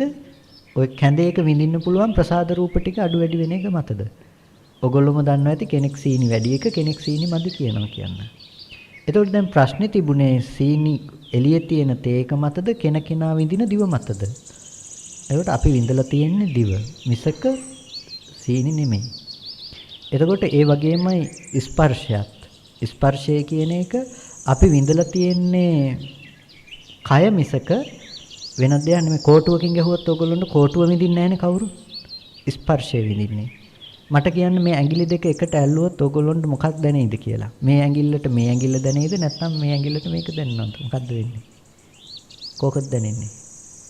අපිට කියන්න බෑ. අපිට දැනෙන්නේ ස්පර්ශයක්. එතකොට ඔය ස්පර්ශයට ඇඟිලි තිබ්බේ නෑ. ස්පර්ශ මාත්‍රයක් විතරයි. ස්පර්ශයට මේ වගේ ඇඟක මේ වගේ අතේ මේ වගේ ඇඟිල්ලක් කියන ටික හිතෙන් ගෙනල්ලා දෙන ටික මිසක ඔගොල්ලෝගේ අතම දැනුන්නේ නැහනේ ස්පර්ශයට. මේ වගේ පාට මෙහෙම ඇඟිල්ලක් කියන එක දැනුනේත් නැහනේ. එහෙනම් මුළු ස්පර්ශයම ඔය කයම උනේ ඇඟිලි තුඩ විතරයි. මුළු මේ මොහොතට කය ඇඟිලි තුඩ විතරයි. එතකොට අපි විඳින්නේ ඔච්චරයි. ගන්ධයත් එහෙමයි. අපි එන සියලුම ගන්ධේ විඳින්නේ අපි විඳින්නේ අපේ නහය පෙන්නන මට්ටම. අපි විඳින්නේ කය පෙන්නන මට්ටම. දැන් පැහැදිලිනේ දෙවැනි අදියර. පස්සේ හරි හිතලා බලන්න අපි විඳින්නේ ඇහැ පෙන්නන මට්ටමට කය පෙන්නන මට්ටමට විතරයි. තුන්වෙනි අදියර. අපි කවදාවත් ඇහි මට්ටමත් නෙමෙයි දැනගෙන තියෙන්නේ කනේ මට්ටමත් නෙමෙයි දැනගෙන තියෙන්නේ නාසයේ දිවෙත් කයේ මට්ටමත් නෙමෙයි අපි දැනගෙන තියෙන්නේ හිතේ මට්ටම. ඇයි? ඇහැට ගැටුණු වර්ණ සටහනක් ඇති තැනක අපි මලක් විඳලා තියෙනවා. මෙතන තියෙන රතු පාට මලක් විඳලා තියෙනවා. දැන් මල කොහෙන්ද ගෙනාවේ? මල ඇහෙන් ගෙනාවේ නැත්තම්. ඔය මල ගෙනාවේ අපිට ඔක අරලිය මලක් කියන සංඥාව හිතෙන්ම ඇති කරපු සංඥාවක්. අපි හිතෙන් හිතම ගැනම හිතලා මිසක හිතෙන් රූපය ගැන හිත ඉඳලා නෑ. මොකද රූපේ ඉතුරු නැතුව නිරුද්ධයි නම් නිරුද්ධ වුණ රූපේ මොනවා හිතන්නද? හිත ගැන නොහිතා. අපි හිතලා තියෙන්නේ හිත පැත්තමයි. එතකොට අපි ගන්ධයේ රසයේ ස්පර්ශය කියන එකටත් ওই ටිකම දාන්න. අපි මෙච්චර ඇඟකට මේවා ස්පර්ශ වුණා කියලා හිතුවට මේ ස්වල්පයක් වුණ මට්ටමකින් තමයි අපි විඳලා තියෙන්නේ කියන මට්ටම අවබෝධ කරගන්න. කොටින්ම කියනවා නම් ඔන්න ඔය මට්ටම් තුනවත් තේරුම් ගන්න. එතකොට ඇයි මෙහෙම කිව්වේ කියන එක හිතලා බලන්න. ගෙදර ගිහිල්ලවත් ලොකු කාරණාවක් ඊට පස්සේ තේරෙයි. මේ කියන්න හේතු උනේ මොකද්ද? ඇයි අපි රූප දැකලා නැහැ ඇහැ දැකලා තියෙන්නේ කිව්වේ? ඇයි අපි ඇහැ දැකලත් නැහැ අපි දැනගෙන තියෙන අපේ හිතේ මට්ටමමයි කිව්වේ? එතකොට ඕගොල්ලොන්ට තේරෙයි දැකපු දේ නෙමෙයි කවදාවත් දැනගත්තේ කියන එක. ඒ වගේම ඇහි මට්ටම විතරයි ඕගොල්ලොන්ට ගැටුණු මට්ටම. ඒ දේ අරඹයා දැනගත්තේ හිතේ තියෙන ටිකයි කියන එක තේරෙයි. එතනින් නුවණක් ඇති කරගන්න ඔය හිතේ තියෙන ටික එහෙනම් මම අර රූප පැත්තට දාලා බලන එක මෝඩකමක් නේද කියන නුවණක් ඇති කරගන්න. එතකොට කවදාවත් හිතේ තියෙන දේ එළියට දදා ඒක අනුව දුක් වෙන්න යන්නේ නැහැ. හිතෙන් දෙන වටිනාකම එළියේ තියෙන රූපෙට දාලා රූපේ වටිනවා කියලා හදාගෙන දුක් වෙන්න යන්නේ නෑ. එතකොට ඔගොල්ලන්ට ලෝකෙ තුල සංවර වෙන කෙනෙක් බවට නිකම්මපත් වෙලා තියෙයි. එතකොට ඔගොල්ලන්ට අතහරින්න දෙයක් නෑ. දැන් මොකද්ද අතහරින්නේ?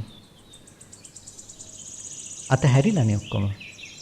අමුතුවෙන් බොහොම අමාරුවෙන් අතහරින්න දේවල් තියෙයිද? අතහරින්න දේවල් නෑ ඔයගොල්ලන්ට. අතහැරිලා තියෙන්නේ. ඒකයි බුදුරජාණන් වහන්සේ දේශනා කළේ මේ තියෙන ඔක්කොම රූප, ශබ්ද, ගන්ධ, රස, ස්පර්ශ අයින් කරන්න නෙමෙයි. අතහැරෙන ප්‍රතිපදාවක් දේශනා කළා. මේ ප්‍රතිපදාවේ යනකොට අනායාසයෙන්, નિરાයාසයෙන් අපිට ඒක අතහැරෙනවා. මොකද අතහරින්න ඕනේ කායිකව නෙමෙයි, අතහැරෙන්න ඕනේ මානසිකව දර්ශනයක් තුල. ඒ දර්ශනය තමයි වැදගත් බවට පත් වෙන්නේ. ඒක නිසා ඒ කාරණා ටිකට හොඳ අවධානයක් යොමු කරන්න. ඒ කාරණා ටික හොඳින් ජීවිතයට යොදා ගන්න. කාටත් බොහොම හිතසුව පිණිස පවතින මේ ජීවිතයේදීම සම්මා දුක්ඛක්ඛයය මනාකොට දුක නැති කිරීම පිණිස පවතින ධර්මතාවයක් බව හොඳයි කල්පනා කරගන්න. අද දවසේදී මේ විදිහට කවුරුත් සද්ධර්ම ශ්‍රවණය කරලා යෝනිසෝ මාසිකාරාදී පවත්තලා බොහොම වටින කුසලයක් සිද්ධ කරගත්ත මේ මොහොතේ අපි සිද්ධ කරගත් සියලු කුසලයන් අනුමෝදන් කළ යුතු අයට අනුමෝදන් කරනවා. පළමුවෙන් අපිට අර්ථයෙන් ධර්මයෙන් අනුශාසනා කළ අපේ ධර්මාචාර්ය අවසරයි මාංකඩවල සුදස්සන ස්වාමීන් වහන්සේට, අවසරයි මාංකඩවල නන්දරත්න ස්වාමීන් වහන්සේට, ස්වාමීන් වහන්සේලා දෙනමතම උතුම් නිවනින් සැනසෙන්නම මේ කුසලය හේතු පාරමිතාවක්ම වෙත්වා කියන ප්‍රාර්ථනාව කරනවා. ඒ වගේම සියලු දෙවියන්ට අපි පුණ්‍යානුමෝදනා කරමු. මේ ස්ථානයට පැමිණි ඒ වගේම නොපැමිණි ඒ සියලු සම්‍යක් දෘෂ්ටික ආදී සියලු දේවගණ සමූහයා මේ පින් සතුටින් සාදුනාදයෙන් අනුමෝදන් වෙත්වා. ඒ දෙවියන්ටත් උතුම් නිවනින් සැනසෙන්නටම මේ සියලු කුසලයේ හේතු පාරමිතාවක්ම වෙත්වා කියලා සාදු කියන්න. ඒ වගේම සියලුම දෙනා මිය පරලෝකීය සියලුම ඥාතීන් සිහිපත් කරගන්න. තමන් නමින් මිය පරලෝකීය සියලුම ඥාතීන්ට මෙලොව වශයෙන් හෝ සාංසාරික වශයෙන් මිය පරලෝක ගොස් පින් බලාපොරොත්තු වෙන සෑම සියලු ඥාති වර්ගයා මේ පින තමන් කළ පිනක් මේ සතුටින් සාදුනාදයෙන් අනුමෝදන් වෙත්වා. ඒ ඥාතීන් දුකක සිටිනන් දුකෙන් අත මිදෙත්වා, සැපක සිටිනන් ඒ සැපතවත් වඩා වර්ධනය කරගනිත්වා. ඒ ඥාතීන්ටත් අමා මහ නිවනින් සැනසෙන්නම මේ කුසලයේ හේතු පාරමිතාවක්ම වෙත්වා කියලා සාදු කියන්නේ. ඒ වගේම මේ හැම දිනාටම මේ සියලු කුසලය ගෝර කටුක භයංකර දුක් සහිත සසරෙන් ඈතර වීම පිණිසම හේතු පාරමිතාවක්ම වෙත්වා. ඒ වගේම උතුම් වටිනා කුසලයක් බවටම පත් වේවා කියලා සාදු කියලා අනුමෝදන් වෙන්න. හොඳයි. අභිවාදන සීලිස්ස නිච්ඡං වද්දාපචායිනෝ චත්තාරෝ ධම්මා වඩ්ඩಂತಿ ආයුවන්නෝ සුඛං බලං ආයුරාෝග්‍ය සම්පatti සග්ග සම්පatti මේවච අතෝ නිබ්බාන සම්පatti මිනාතේ සමිජ්ජතු.